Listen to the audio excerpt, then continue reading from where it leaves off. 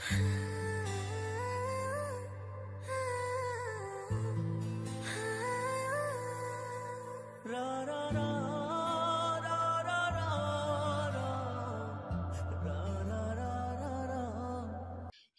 কখনো মিথ্যে বলে না। তোমার মনে শুধু নিলয় আছে। নেহার মন বলতে কিচ্ছু নেই। তোমার চোখের পানি বলে দিচ্ছে তোমার মনে নিলয়ের জন্য ভালোবাসা বিদ্যমান। নেহা আর কিছু না বলে ঝড়ের গতিতে জায়গা ত্যাগ করে। নিলয় সেখানে দাঁড়িয়ে আছে। নিলয়ও সাথে সাথে সেখান থেকে চলে যায়। অন্যদিকে নায়াত সাহেব রাজকে বলে, তুমি আমাকে কতটা ভালোবাসো? ভালোবাসা প্রকাশের জন্য কোনো ব্যাখ্যা দিতে হয় না, যেখানে সব কিছু নিমজ্জিত গভীরতার মধ্যে সাঁতার কাটা, নিজেকে না ডুবিয়ে নিদ্রাহীনভাবে বসবাস করার রহস্যের সাথে, যেখানে আপনার বসবাস এবং অজানা দীর্ঘশ্বাস প্রতিটা হৃদস্পন্দন তরঙ্গের মধ্যে খুঁজতে বেড়ায়, রং খুঁজে বেড়ায় প্রত্যেক বিন্দু সম্পর্কে জানতে আপনার অসীম রহস্যের, এবং ধীরে ধীরে প্রেমে পড়ে যায় তা বাড়তি তাকে কিছু হারানো ছাড়াই। আমার গভীর আত্মা শুধু আপনাকেই ভালোবেসে যায়। রাজের এমন কথা শুনে আবারও নায়াত সাহেব মনে মনে বলে, এই কেমন ছেলে রে বাবা, মনে হয় না এত রোমান্টিক কথা কেউ কখনো তার গার্লফ্রেন্ডকেও বলেছে, আর এই ছেলে কিনা এমন কথা বলছে। কথাগুলো ভেবেই নায়াত সাহেব একটা মুচকি হাসি দিল। রাজ আবারও জোরে জোরে হাসলো। নায়াত সাহেব বলল, আসলেই তুমি একটা ব্র্যান্ড। তোমার কথা বলার ধরন সবার থেকে ভিন্ন। তুমি পাক্কা মাইন্ড কিলার।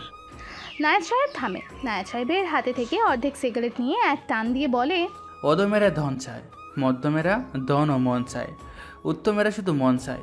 মনই মহতের ধন। মন খাঁটি হলে পবিত্র স্থানে গমন অর্থহীন। মনের বাসনাকে দূরীভূত করা উচিত নয়। এই বাসনাগুলোকে গানের গুঞ্জনের মতো কাজে লাগানো উচিত। আবার প্রতিদিন সকালে নিয়ম করে সূর্যোদয় দেখাটা অত্যন্ত জরুরি। এই দৃশ্যটি মানুষকে ভাবতে শেখায়, মন বড় করায়। ঠিক আপনার মনের মতো মানুষের মনের ভাব কখনই মুখে প্রতিফলিত হয় না। মুখের উপর সর্বদা পর্দা থাকে। শুধু মানুষ যখন হাসে তখন পর্দা দূরীভূত হয়। মনের কুলুষতাই মানুষের আত্মা ও দৃষ্টিকে কদর্যতা দান করে, এবং সেই কদর্যতাই নিজের এবং পরিবারের লোকদের জীবনকে বিভীষিকাময় করে তোলে। একসাথে কখনো সবাইকে সুখী করা সম্ভব না। আপনি কখনোই পারবেন না। কাউকে না কাউকে অসন্তুষ্ট রাখতেই হবে, আর তাতেই মনে হয় নিজের গোটা পৃথিবীর এক প্রান্ত অসম্পূর্ণ থেকে যায়। আপনি যত উপরে উঠবেন আপনার পিছনে থাকা ব্যক্তিগুলো বারবার আপনাকে নিচে নামানোর চেষ্টা করবে। সবসময় মনে রাখবেন, আপনি বিশেষ, তো আপনি সবার কাছে বিশেষ হয়ে উঠবেন। আপনার বিশেষত্ব সবার মনে বিশ্বাসের যোগান দেবে। রাজের হাতে থাকা সিগারেট টান দিয়ে ফেলে দেয়। নায়াত সাহেব রাজের বলা কথাগুলো মন দিয়ে শুনল। নায়াত সাহেব রাজের দিকে তাকিয়ে মুচকি হাসে। হাসতে হাসতে নায়াত সাহেব বলে, বিশেষত্বের বিশেষ বলতে? আগেও আমি একবার বলেছিলাম, বিজ্ঞান কখনোই এই প্রকৃতির চূড়ান্ত রহস্যের সমাধান করতে পারেনি। আর এর কারণ হচ্ছে এই যে আমরা নিজেরাই সেই রহস্যের একটি অংশ, যাকে আমরা সমাধান করার চেষ্টা করতে চাইছি। রাজ কথাগুলো বলেই উঠে চলে আসে। রাজ গাড়িতে উঠবে এমন সময় রাজের ফোনে একটা মেসেজ আসে। মেসেজটা দেখে রাজ হাসতে থাকে। রাজ হাসতে হাসতে বলে ওঠে, এবার খেলা হবে সমানে সমানে, রাজার রাজ্যে রাজাই রাজা। রাজ কথাগুলো বলেই গাড়ি নিয়ে সেখান থেকে চলে যায়। রাজ সেখানে যেতেই নয়ন এসে রাজের কপালে পিস্তল ধরে বলে, তোকে এখানে কেন এনেছি তুই জানিস? তোকে আজ এখানেই কবর দিব। নয়নের কথা শুনে রাজ জোরে জোরে হাসতে থাকে। পকেট থেকে সিগারেট বের করে টানতে টানতে বলল, তোর চারপাশে কুকুরগুলো দেখ কীভাবে চেয়ে আছে। কিছুক্ষণ পর তোর শরীর থেকে মাংসগুলো ছিঁড়ে ছিঁড়ে খাবে। তুই শুধু চিৎকার করবি, একটা লোকও তোর কাছে এগিয়ে আসবে না। রাজের ঠোঁটে সিগারেট জ্বলছে। রাজের হাসি দেখে নয়নও হাসি দিয়ে বলে, আমি নয়ন। নয়ন কখনো হারতে শিখেনি। গোমন্ত সিংহকে জাগাস না। রাজ দাঁড়িয়ে আছে। রাজের পাশে নয়ন। রাজ পা উঁচু করে পা থেকে রাজের পছন্দের পিস্তলটা বের করে নয়নের দিকে তাক করতে ইশারা করে। ইশারা করার সাথে সাথে প্রিন্সের বুকে পিস্তল ঠেকিয়ে রাজের সামনে নিয়ে আসে সে। প্রিন্স ভয়ে ভয়ে বলে, দোস্ত, আমি তোকে মেসেজ দিতে চাইনি।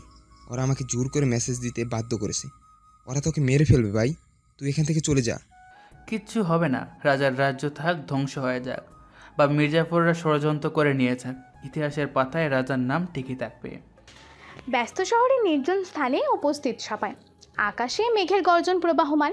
এর মাঝে দাঁড়িয়ে আছে কিছু মানুষ। সবার হাতেই নামি দামি ব্র্যান্ডের পিস্তল। দেখে মনে হচ্ছে এ যেন এক ভয়ঙ্কর রূপ নিতে চলেছে। রাজের কথা শুনে মনে হয় সে অনেক শান্ত স্বভাবের একজন মানুষ, কিন্তু না, সে যতটা ভালো তার চেয়েও শত গুণে ভয়ঙ্কর। হালকা গুড়ি গুড়ি বৃষ্টি, সাথে মৃদু হাওয়া। মাইন্ড কিলারের শহরে বৃষ্টির আনাগোনা, মেঘাচ্ছন্ন আকাশ, তার মানে কিছু একটা হতে চলেছে। নয়ন ট্রিগারে চাপ দিয়ে রাজ সাইডে হয়ে যায়। গুলিটি গিয়ে লাগে রামেশের কপালে। রামেশ প্রিন্সকে ধরে রেখেছিল। নয়ন আবার ট্রিগারে চাপ দেওয়ার আগেই নয়নের পেছন থেকে একটা গুলি এসে নয়নের পায়ে লাগে। নয়ন সাথে সাথেই মাটিতে হাঁটু গেড়ে বসে পড়ে। নয়ন পিস্তল হাতে নিল। রাজ নয়নের হাতে একটা গুলি করে। পেছনের লোকটির মুখে মাস্ক থাকার কারণে নয়ন চিনতে পারে না। নয়ন কিছু বলার আগেই পেছনে থাকা লোকটি বলে উঠল, মৃত্যুর সময় ঘনিয়ে আসলে কিছু মানুষ অনেক বড় বড় কথা বলে, ঠিক তুই যেমন। নয়ন তাকে চিনতে পারে না, এমনকি কিলার জগতের মাইন্ড কিলারও তাকে চিনতে পারে না। লোকটি নয়নের সামনে এসে মুখ থেকে মাস্ক খোলে।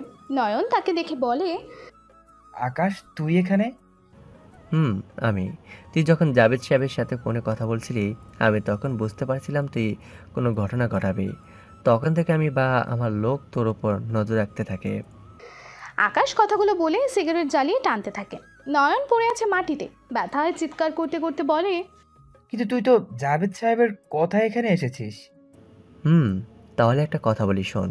তোকে বলতাম না, তবে এখন তোকে কেন বলবো সেটা শুনলে তুই এমনিতেই মরে যাবি। আকাশের কথা সব মাথার ওপর দিয়ে যাচ্ছে। এরপর আকাশ নয়নের কানের কাছে মুখ নিয়ে ফিসফিস করে কিছু বলল। নয়ন কথাটা শুনেই চোখ বড় বড় করে ফেলে। কি এমন বলল আকাশ নয়নকে? এবার নয়ন জোরে জোরে বলে ওঠে, কুত্তার বাচ্চা, তোদের তো আমি। নয়ন আর কিছু বলতে পারে না। আকাশ নয়নের মুখের মধ্যে পিস্তল ঢুকিয়ে দিয়েছে। পাশ থেকে রাজ বলে, আকাশ থাম, পুরনো হিসাব কিছু বাকি আছে। তুই কী ভাবছিস, ওকে ছেড়ে দেবে? ও প্রিন্সের গায়ে হাত দিয়েছে, তুই কী করে ভাবলি ওকে বাঁচিয়ে রাখবো? রাজ নয়নের পাশে বসলো। এক হাতে পিস্তল, আরেক হাতে সিগারেট। তাজা রক্তের গন্ধ নিচ্ছে আর সিগারেট টানছে। পাশে পড়ে আছে 10-12টা মৃতদেহ। আস্তে আস্তে রাতের গভীরতা বাড়ছে। এতগুলো লাশের পাশে বসে আছে 3টি মানুষ। রাজ পকেট থেকে স্পেশাল নাইফ বের করে। নয়নের রাজের হাতে নাইফ দেখে ঢোক গিলতে থাকে। নয়ন জানে রাজ কতটা হিংস্র। পিস্তলটা পায়ের সাথে গুজে নিয়ে নাইফটা এক হাত থেকে ও হাতে নিচ্ছে। ঠোঁটে সিগারেট লম্বা একটা টান দিয়ে ফেলে দেয়। রাজ, প্রিন্স ও আকাশ দুজনকেই বলে, ওর ভয়াবহ অবস্থা দেখতে না চাইলে তোরা দুইজন এখান থেকে যেতে পারিস। রাজের কথায় আকাশ প্রিন্সের দিকে তাকিয়ে বলে ওঠে, রাজ, তুই ওর সাথে কি করবি এটা আমি জানি, আমার সমস্যা নেই, কিন্তু প্রিন্স কি পারবে এসব দেখতে? প্রিন্স ভয়ে ভয়ে মনে সাহস জুগিয়ে কাঁপা কাঁপা কণ্ঠে বলে, আমি দেখব। প্রিন্স কথাটা বলেই রাজের পাশে এসে দাঁড়ায়। রাজ একটা হাসি দিয়ে প্রথমে নয়নের হাতের একটা আঙুল কেটে নেয়। নয়ন চিৎকার করছে। নয়নের চিৎকার যেন রাজের কান অব্দি পৌঁছাচ্ছে না, তবুও রাজ থামছে না। এবার নয়নের বুকের উপর নাইফ চালাতে শুরু করে। নয়নের বুক বরাবর নাইফ নিতেই রাজের পুরনো স্মৃতি মনে পড়ে যায়। আগের কথাগুলোও রাজের মনে হলে হিংস্র ও পশুর মতো আচরণ করে রাজ। বুকের ওপর থেকে মাংস কেটে কেটে ফেলছে। রাজার এমন হিংস্রতা দেখে প্রিন্স জোরে চিৎকার দিয়ে ওঠে। আকাশ প্রিন্সকে ধরে গাড়িতে বসিয়ে দেয়। রাজ ইশারা করলে আকাশ গাড়ি থেকে ওয়াইনের বোতল নিয়ে আসে। রাজ মুখে দিয়ে ওয়াইনের বোতল খুলে নয়নের বুকের ওপর ঢেলে দেয়। নয়ন চিৎকার দিয়ে বলে ওঠে, ভাই, আমি তোর পায়ে ধরি ভাই, তুই আমাকে একেবারে মেরে ফেল, তবু আমাকে আর কষ্ট দিস না, আমি আর পারছি না কষ্ট সহ্য করতে। রাজের এমন হিংস্রতা দেখে আকাশও চোখ বন্ধ করে নেয়। আকাশ আর দেখতে পারে না। আকাশ দেখতে না পেরে কোমর থেকে পিস্তল বের করে নয়নের কপাল বরাবর গুলি করে। এরপর আকাশ রাজকে প্রিন্সের গাড়িতে উঠিয়ে রাজের বাসায় নিয়ে আসে। আকাশ তার নিজের জায়গায় চলে যায়। আপনারা হয়তো ভুলে গেছেন রাব্বির কথা। আসলে এই রাব্বি কে তা জানতে পারবেন পরে। আপনারা ভাবছেন হঠাৎ রাব্বির আগমন, রাব্বি কেন আসলো? হ্যাঁ, আজ সব বলবো। আরও অনেক টুইস্ট বাকি আছে। যে রাজ কেন এত হিংস্র হয়েছে, আর কিলার জগতের ডন হয়ে কেন এত মাইন্ড কিলার রূপে, প্রশ্ন সবার মনে। সব কিছু বুঝতে হলে গল্পের সাথে থাকুন। অন্যদিকে নিলয় জাভেদ সাহেবের কাছে যায়। জাভেদ সাহেব নিলয়কে দেখে বসতে বলে। নিলয়ের সামনে সোফায় জাভেদ সাহেব বসলো। নিলয় বলে, আপনি বেশ বুদ্ধিমান।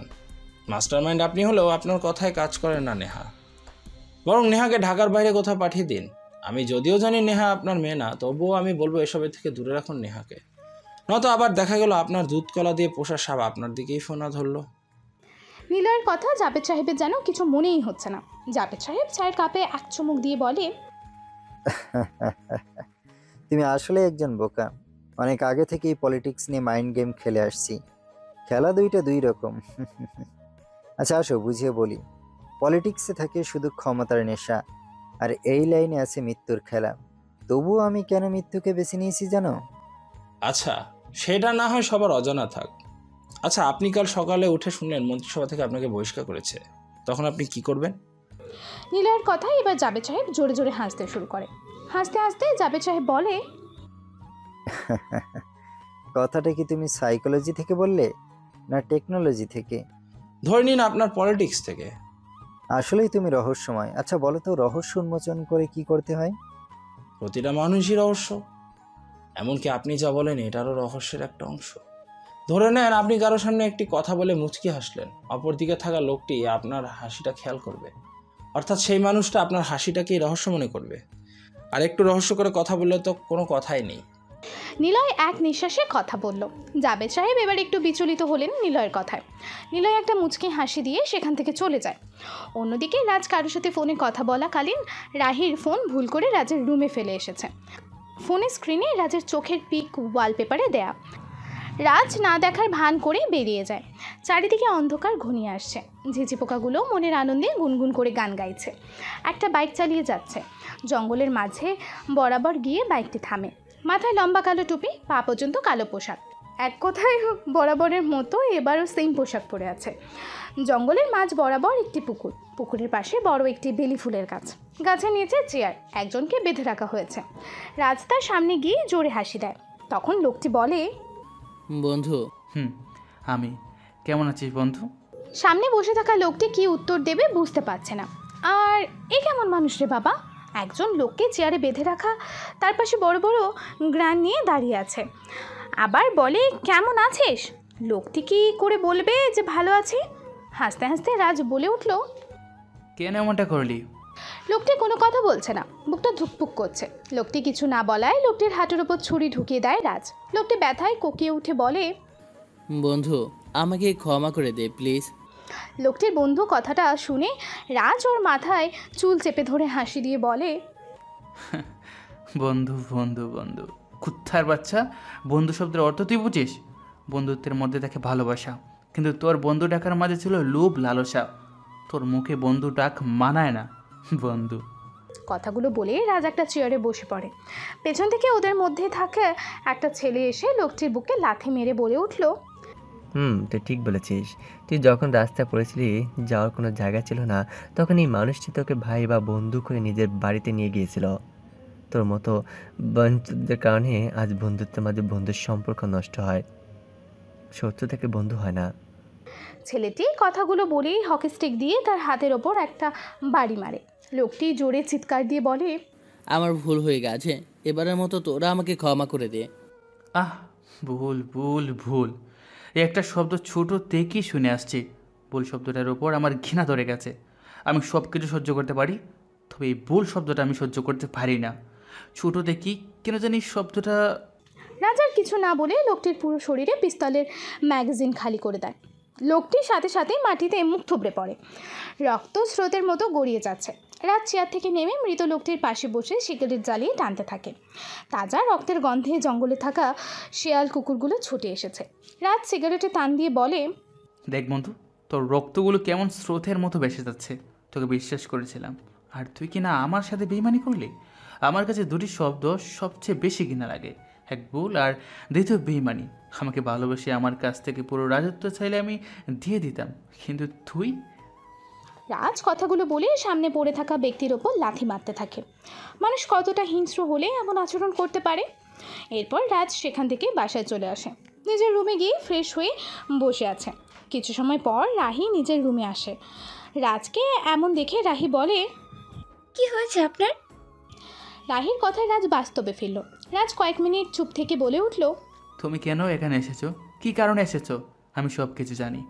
তুমি এখানে যে কারণে এসেছো তুমি সেটা কখনোই পারবে না। সিংহের নিজস্ব কোনো সিংহাসন থাকে না।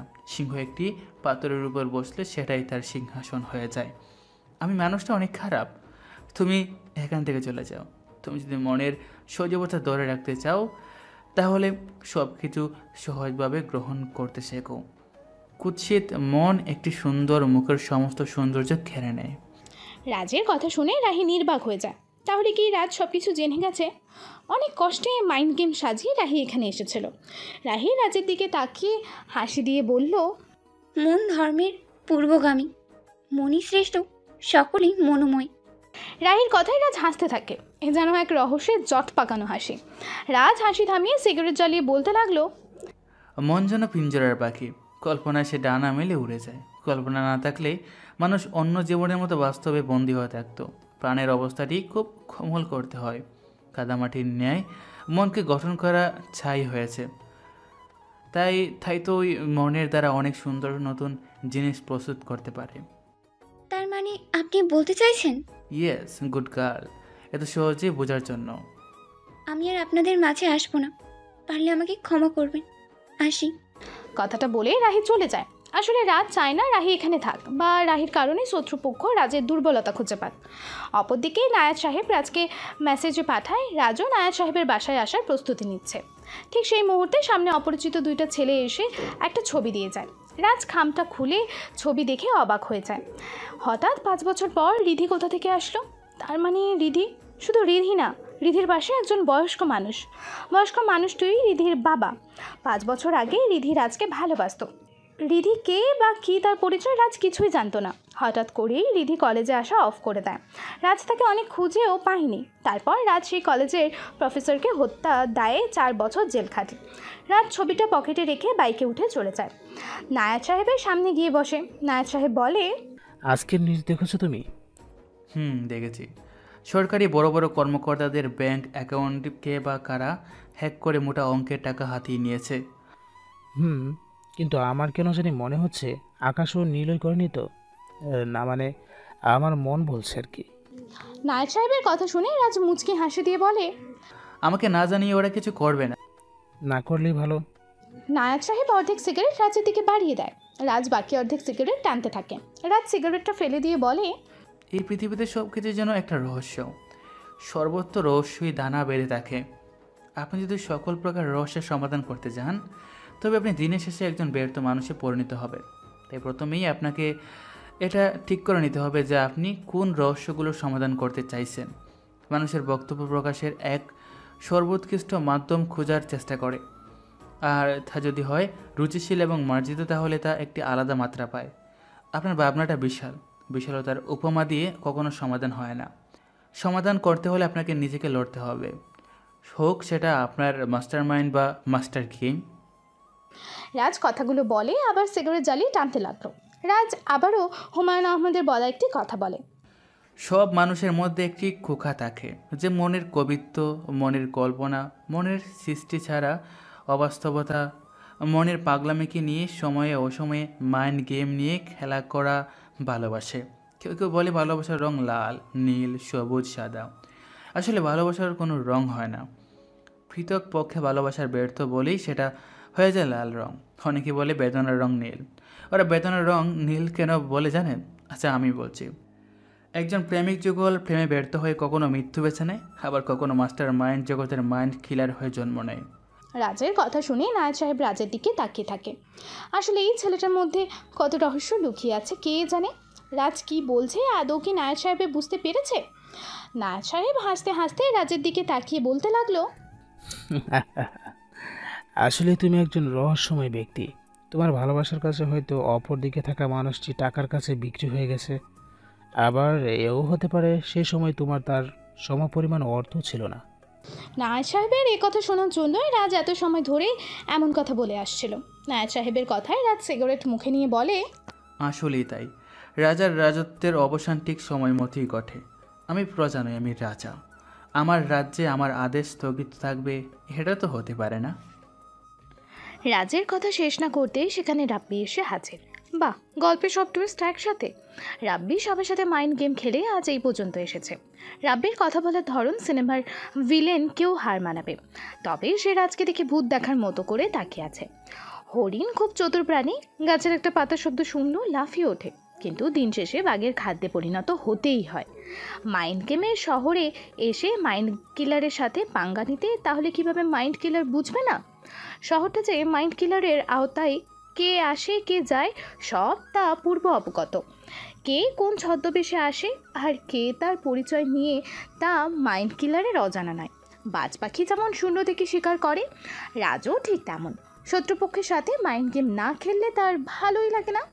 রাপি রাজের সামনে বসে বলে, মিস্টার রাজ মাহমুদ গ্রুপে মাইন্ড কিলার, আপনার সাথে আমার কখনো দেখা হয়নি, আজকে দেখা হয়ে নিজেকে অনেক ভাগ্যবান মনে হচ্ছে।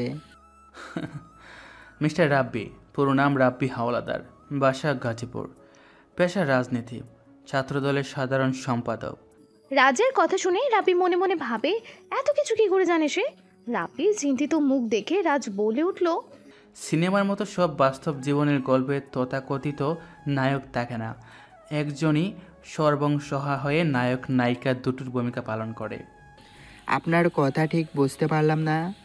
রাব্বির কথায় রাজ হাসতে হাসতে বলে, ওই যে বললাম, কিছু রহস্যের সমাধান মানুষ করতে পারে, কিছু রহস্য অমীমাংসিতই থেকে যায়। তবে রহস্য জিনিসটা সকলের কাছেই বেশ আকর্ষণীয় থাকে না, কিছু রহস্য অজানা। ধরে নেন, এই রহস্যটা জানার জন্য আপনি আমার সম্পর্কে আরও জানতে বা জানার চেষ্টা করবেন। রাজ কথাগুলো বলে সিগারেট টানতে লাগলো। রাজের ভালোবাসা সবাই দেখেছে, কিন্তু রাজের হিংস্রতা সবাই দেখেনি। রাজ সোফায় বসে আছে। রাব্বি নায়াত সাহেবের সামনে বসে বলল, আমি জানি আপনি নিখুঁতভাবে মাইন্ড গেম খেলতে পারেন। আপনি আমাকে এবার এমপি বানাবেন, আমি আপনার সমস্ত সহযোগিতা করব। রাব্বির কথা শুনে নায়াত সাহেব রাজের দিকে তাকালো। রাজ ইশারায় হ্যাঁ বলতে বলে।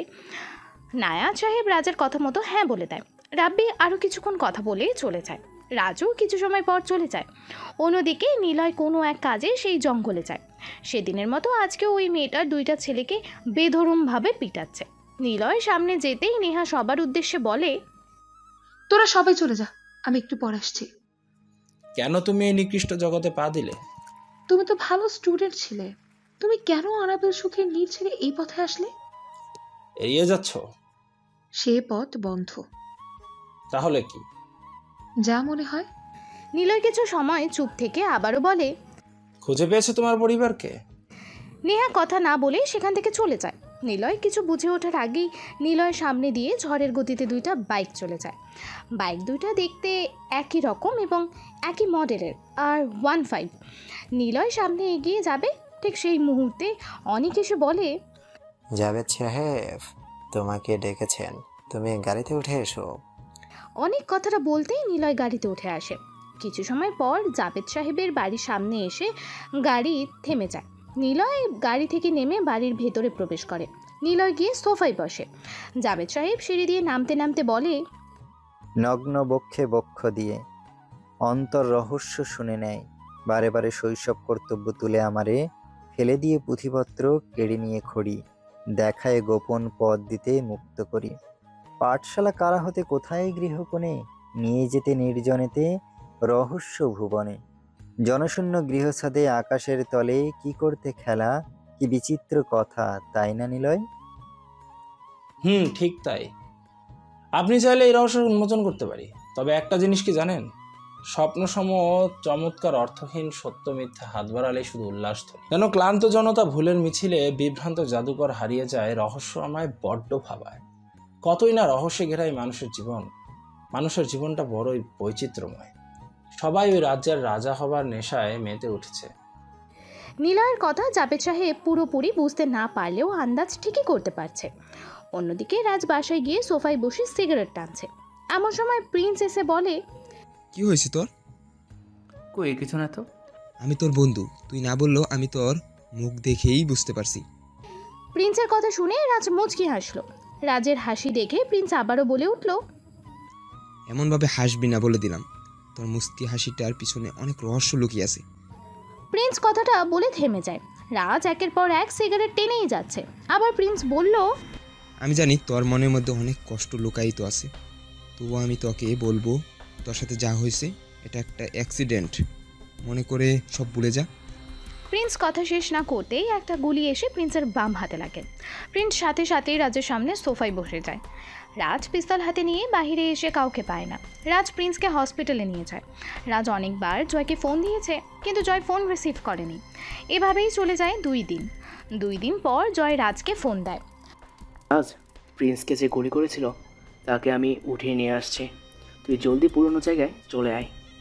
কথাটা বলেই জয় ফোন কেটে দেয়। রাজ জীবনকে হসপিটালে রেখে সেখানে চলে আসে। জয় একজনকে চেয়ারে বেঁধে রেখেছে। কালো কাপড় দিয়ে লোকটির মাথা ঢেকে রাখা হয়েছে। রাজ লোকটির কাছে যেতে ধরলে জয় রাজের সামনে এসে বলে, আরে বন্ধু, ওকে তো বেঁধেই রেখেছি, আয় আমরা সবাই মিলে একটু আনন্দ করে নেই। জয় কথাটা বলে রাজের হাত ধরে একটা চেয়ারে বসায়। রাজ চেয়ারে বসে একটা সিগারেট জ্বালিয়ে নেয়। তখন জয় বলে, দোস্ত, আসলে ও প্রিন্সকে মারতে চায়নি, ও গিয়েছিল তোকে মারতে। প্রিন্স তোর সামনে আসাতে গুলিটা প্রিন্সের লাগে। কথাটা শুনে রাজের মাথা গরম হয়ে যায়। কেন রাজকে ওরা মারতে চায়?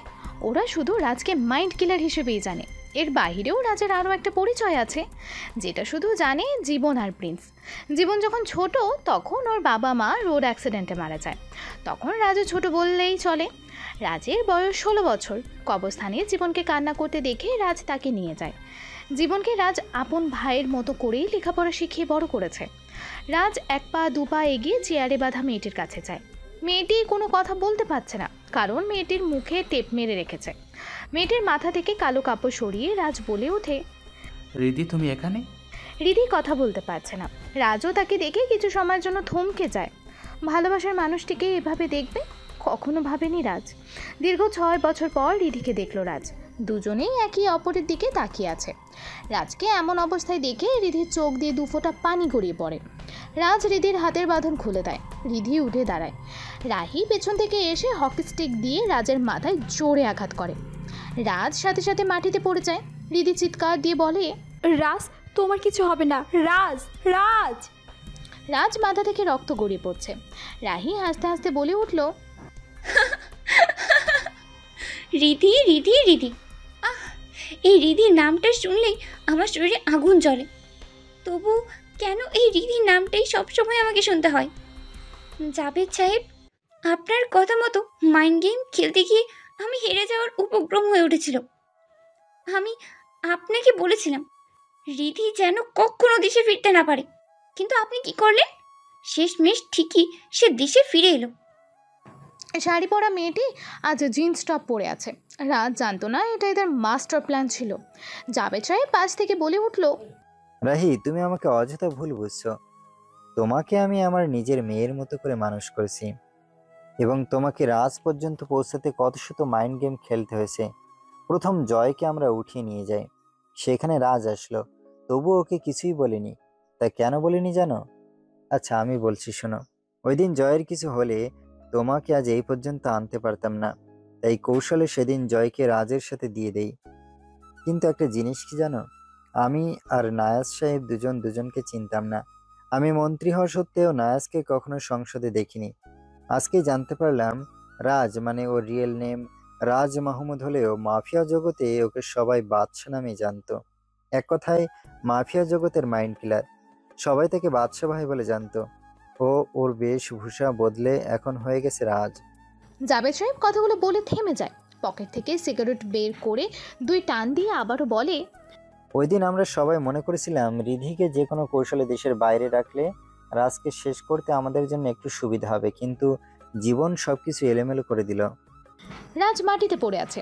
রিধি রাজের মাথাটা হাঁটুর উপর নিয়ে বলছে, দেখো রাজ, আমি আবার ফিরে এসেছি, তোমার কিচ্ছু হবে না। রাজ মিটিমিটি করে চোখ খোলে। রাজের উঠে দাঁড়ানোর শক্তি হারিয়ে ফেলেছে। তবুও রাজ একটা গাছের ডালে ভর করে উঠে দাঁড়ায়। রাজ কোমর থেকে পিস্তল বের করে জাভেদ সাহেবের পায়ে একটা গুলি করে। জাভেদ সাহেব হাঁটু গেড়ে মুখ থুবড়ে মাটিতে পড়ে যায়। রাহি জাভেদ সাহেবের পাশে দাঁড়িয়ে আছে। রাহি রাজকে দিয়ে পিস্তল তাক করতেই রাহির সামনে বোমা বিস্ফোরণ হয়। সাথে সাথে সেই জায়গাটা ধোঁয়াতে ভরে যায়। রাহি ধোঁয়া অতিক্রম করে এগিয়ে গিয়ে দেখে সেখানে রাজ রিধি কেউ নাই। রাহি বলে উঠল, সবাই চারদিকে খুঁজে দেখো, ওরা কোথায়? রাহির কথা মতো সবাই চারিদিকে ছড়িয়ে যায়। তার মানে রাহি জাভেদ সাহেবের কথা মতো রাজের সাথে মাইন্ড গেম খেলেছে। জাভেদ সাহেবকে ধরে উঠালো রাহি। তখন নিলয় এসে হাসি দিয়ে বলল, সিংহ সবসময় একাই রাজত্ব করতে ভালোবাসে। তোমরা না জেনে না বুঝে সিংহকে পরাজিত করার লক্ষ্যে ময়দানে নেমে পড়লে সিংহের নিজস্ব কোনো স্থান থাকে না। সে যেখানে যায় সেটাই তার সিংহাসন হয়ে যায়। তোমরা ঘুমন্ত সিংহকে জাগিয়ে তুলেছ।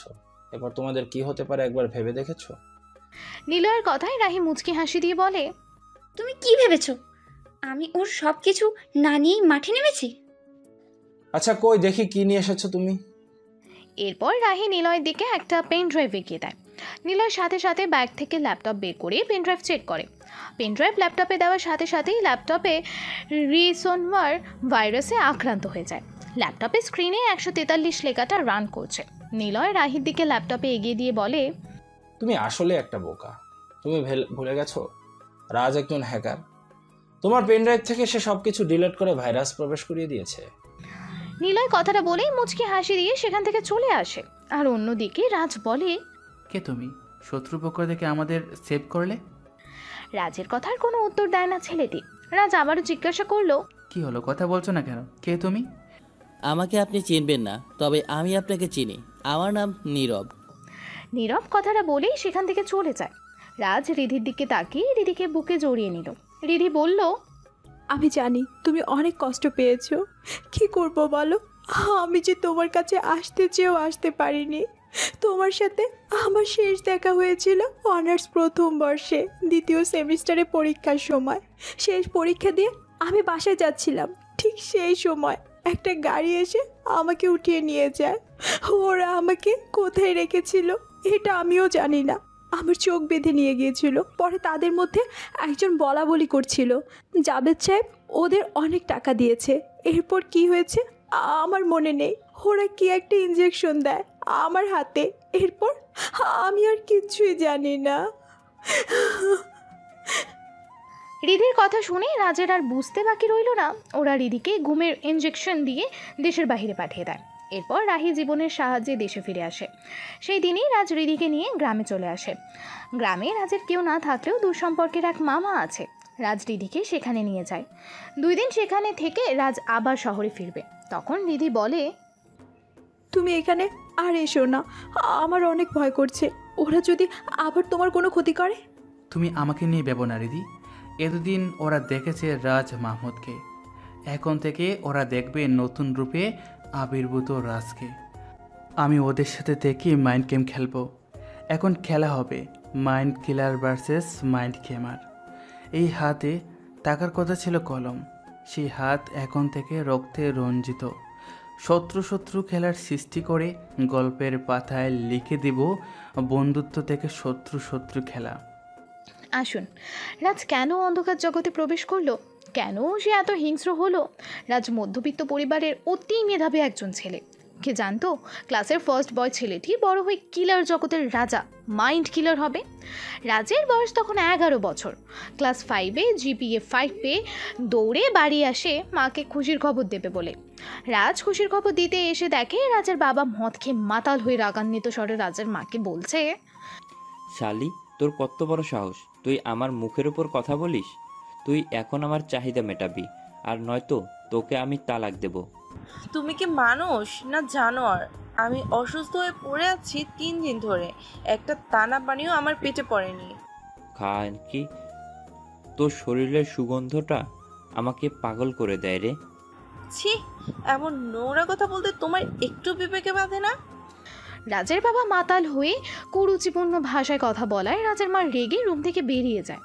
রাজের মায়ের চুল চেপে ধরে 2টা থাপ্পড় দিয়ে বলতে থাকে রাজের বাবা, তোর অনেক অহংকার, তাই না রে? তোকে তো আজ আমি মেরেই ফেলবো। রাজের বাবা রাজের মাকে মারতে থাকে। রাজ গেটের ওপাশে দাঁড়িয়ে সব শুনছে। রাজ দৌড়ে রাজের মাকে বাঁচাতে এগিয়ে যায়। আমার মাকে ছেড়ে দেন, আমার মা মরে যাবে। মাদার, তুই আবার আমার সামনে আসিস, তোকেও আজ আমি। কথাটা বলেই রাজের বাবা রাজের মাথার উপরে মদের বোতল দিয়ে বাড়ি মারে। রাজের মাকে গলায় ফাঁস লাগিয়ে দেওয়ার কারণে সাথে সাথেই মারা যায়। রাজ পাশ থেকে লোহার রড তুলে নিজের বাবার মাথায় বাড়ি মারে। রাজের বাবা রক্তাক্ত অবস্থায় মাটিতে পড়ে যায়। রাজ তার মায়ের পাশে বসে বলতে থাকে, মা, মা, ও মা, কথা বলো। মা, তুমি কথা বলছো না কেন? মা, মা, মা। রাজ মা মা বলে চিৎকার দিয়ে কান্না করতে থাকে। ওদিকে রাজের ছোট্ট বোন রিমি রুমের মধ্যে কান্না করেই চলেছে। রাজের চিৎকার শুনে পাশের বাসার লোকজন দৌড়ে আসে। রাজের মাথা থেকে গাল বেয়ে রক্ত পড়ছে। 2টা মৃতদেহ পড়ে আছে। রাজ একপাশে লোহার রড হাতে নিয়ে বসে আছে। এইটুকু রাজের ভয়ঙ্কর রূপ দেখে এক বয়স্ক মহিলা বলে ওঠে, হায় হায়, এই পোলাই কি কামটাই না করছে, নিজের বাপের এইভাবে মাইরা ফেলতে কেমনে পারে? এরপর আরও লোকজন এসে ভিড় করতে থাকে। কিছু সময় পর পুলিশও চলে আসে, রাজকে পুলিশে নিয়ে যায়। রাজের ছোট্ট বোন 9 মাসে রিমিকে রাজের মায়ের বান্ধবী আয়েশা নিয়ে যায়। রাজ বাবাকে হত্যার দায়ে রাজের 10 বছরের জেল হয়। রাজ কারোর সাথে কথা বলতো না, সব সময় মনের মধ্যে প্রতিহিংসার আগুন নিয়ে বড় হতে থাকে। এভাবেই দিনের পর দিন অন্ধকার কারাগারে জীবনযাপন করতে থাকে রাজ। একদিন এক পুলিশ কনস্টেবল রাজকে গালি দেওয়ায় রাজ অনেক রেগে যায়। কয়েকদিন পর রাজ সেই পুলিশ কনস্টেবলকে ইলেকট্রিক শক দিয়ে মেরে ফেলে। কেউ বুঝতে পারে না এই কনস্টেবল কী করে মারা গেল। জেলখানায় রাজের যখন 5 বছর, তখন এক ছেলে রাজকে লাথি মেরে বলে, মাদারচোদ, তুই এখানে শুয়ে আছিস কেন শালা? রাজ ঘুম ঘুম চোখে এক নজর ওর চেহারাটা দেখে আবার ঘুমিয়ে পড়ে। পরদিন সকালে ওই ছেলেটার শার্টের কলার ধরে রাজ বলে, বান্দির বাচ্চা, তুই আমাকে কি জানি বলছিলি? তুই কিন্তু বেশি বাড়াবাড়ি করছিস, আমাকে ছাড়, নয়তো তোর জন্য কষ্ট অপেক্ষা করছে। আমি অনেক খারাপ ছেলে। ছেলেটার কথা শুনে রাজ হাসতে থাকে, জোরে হাসতে হাসতে বলে, তুই খারাপ হলে আমাকে কি তোর ফেরেস্তা মনে হয়? মান্দার ফুত, আগে আমার বিষয়ে খবর নিয়ে দেখ। রাজ কথাটা বলে ছেলেটার তল পেটে জোরে একটা লাথি দিয়ে সেখান থেকে চলে যায়। ছেলেটা বাবা গো বলে চিৎকার দিয়ে ওঠে। এভাবেই আরও 5 বছর কেটে যায়। জেল থেকে ছাড়া পেয়ে রাজ আয়েশা আন্টির বাসায় যায়। কলিং বেল বাজাতেই 10-11 বছরের একটা মেয়ে এসে দরজা খুলে দিয়ে বলে, কে আপনি, আর এখানে কার সাথে এসেছেন আপনি? মেয়েটির কথা শুনে রাজ ঠাঁই হয়ে দাঁড়িয়ে আছে। হঠাৎ মেয়েটি রাজের হাত ধরে টান দিয়ে বলে, কি হলো, কথা বলছেন না কেন? কে আপনি? রাজ কিছু বলার আগেই বাড়ির ভেতর থেকে আয়েশা আন্টি বলে উঠল, কে এসেছে রে রিমি মা? রিমি নামটা শুনে রাজ মেয়েটার সামনে হাঁটু গেড়ে বসে গালে হাত দিয়ে বলে, কেমন আছিস বোন তুই? কে আপনি, আর আপনি আমাকে বোন বলেছেন কেন? আমার তো একটাই ভাই, আর সেটা নিয়ান ভাইয়া। তাহলে আপনি কে? আমি তো। রাজ পুরো কথা শেষ না করতেই আয়েশা আন্টি বলে উঠল, কে তুমি? আন্টি, আমাকে তুমি চিনতে পারছো না? আমি রাজ। রাজ নামটা শুনলেই হাসি খুশি মুখটা সঙ্গে সঙ্গে মলিন হয়ে গেল। রিমিকে নিজের কাছে টেনে নিয়ে আয়েশা আন্টি বলে উঠল, তুই তুই কেন এখানে এসেছিস? বাবা মাকে খুন করেও তোর শান্তি হয়নি? তুই চলে যা এখান থেকে, আর কখনো এখানে আসবি না তুই। কি বলছো আন্টি? আমি আমার বোনকে দেখতে আসবো না?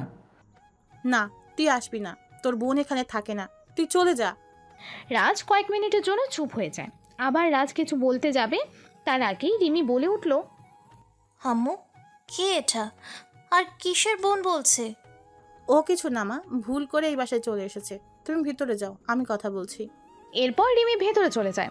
তখন আয়েশা আন্টি বলে, তুই যে রিমির ভাই, এই পরিচয়ে তুই আর কোনো দিন এখানে আসবি না। রিমি জানে নিয়ান ছাড়া ওর কোনো ভাই নেই। তোর মরা মায়ের কসম দিলাম, তুই আর কখনো এখানে আসবি না। এসব কি বলছো আন্টি? রিমি আমার বোন। না, সে তোর বোন না। রিমি জানে আমি ওর মা, নিয়ান ওর ভাই। কথাটা বলে আয়েশা আন্টি রাজের মুখের উপর দরজাটা বন্ধ করে দেয়। রাজ চোখের পানি হাতের উল্টো পিঠে মুছে চলে যায়। এত কাছ থেকে পেয়েও বোনকে বুকে জড়িয়ে নিতে পারল না। রাজ কিছুটা দূরে গিয়ে পেছনে ফিরে বাড়ির দিকে এক নজর তাকিয়ে আবার হাঁটা ধরে। একটা চায়ের দোকানে গিয়ে একটা কলা পাউরুটি খেয়ে নেয়। দোকানের বিল দিয়ে রাজ হাঁটতে থাকে আর হাসতে হাসতে বলতে থাকে, এই পৃথিবীতে নিষ্ঠুর মানুষের খেলা বোঝা বড়, তাই আপন মানুষগুলো সময়ের প্রেক্ষাপটে বদলে যায়। আজ থেকে আমিও বদলে যাব। আমিও হব সবচেয়ে নিকৃষ্ট একজন মানুষ। তার আগে আমাকে শিক্ষা অর্জন করতে হবে, জানতে হবে বিজ্ঞান প্রযুক্তি নিয়ে বিশেষ এক ভূমিকম্প তৈরি করা, সবাইকে আকর্ষণের কেন্দ্রবিন্দুতে পরিণত করতে হবে। এরপর থেকে শুরু করব এই পৃথিবীর সবচেয়ে নিকৃষ্ট খেলা, যে খেলায় থাকবে শুধু লাশের সমাহার। রাজ কথাগুলো বলে বড় মেইন রাস্তার দিকে হাঁটা শুরু করে। রাস্তার পাশে কিছু সময় দাঁড়িয়ে থাকার পর বাসে উঠে পড়ে। গন্তব্য কোথায় সে নিজেও জানে না। তাহলে কি রাজ সত্যি সত্যি নিকৃষ্ট মরণ খেলায় মেতে উঠবে? রাজ বাসে বসে কিছু ভাবছে। কি ভাবছে রাজ? জানালার পাশে বসে নিজের শহরটাকে আরও একবার দেখে নিল। হয়তো কুষ্টিয়া শহর ছেড়ে অনেক দূরে কোথাও চলে যাচ্ছে রাজ। মনের অজান্তেই চোখ ধুয়ে 2 ফোঁটা অশ্রু গড়িয়ে পড়ল। হাতের উল্টো পিঠ দিয়ে চোখের পানি মুছে দিল। তখন বাসের সুপারভাইজার এসে বলে, মামা কই যাইবেন? রাজ কয়েক সেকেন্ড চুপ থেকে বলল, ঢাকা গাজীপুর। মামা এই গাড়ি গাজীপুর চাইব না, বাইপল হয়ে গাবতলি চাইব। লোকটি কি বলল সেদিকে রাজের কোনো খেয়াল নাই। বাসের সিটে বসে আপন মনে কিছু একটা ভেবেই চলেছে। এই ভাবনা যেন এক বিশালতার বিশাল আকার ধারণ করেছে। অজানা অচেনা শহরের মানুষগুলো কেমন যেন যার যার মতো সবাই নিজ নিজ কর্মস্থলে ছুটে চলেছে। যা করার রাজকে নিজেই করতে হবে। রাজ কি আদৌ পারবে লক্ষ্যে পৌঁছাতে? এসব ভাবতে ভাবতে বাসের সিটে রাজ ঘুমিয়ে পড়ে। রাজের ঘুম ভাঙে বাসের সুপারভাইজারের ডাকে। মামা এই গাড়ি আর চাইব না, আপনি নাই মাচান। রাজ একবার এদিক ওদিক তাকিয়ে বাস থেকে নেমে হাঁটতে থাকে। কোথায় যাবে কি করবে কিছুই বুঝতে পারতেছে না।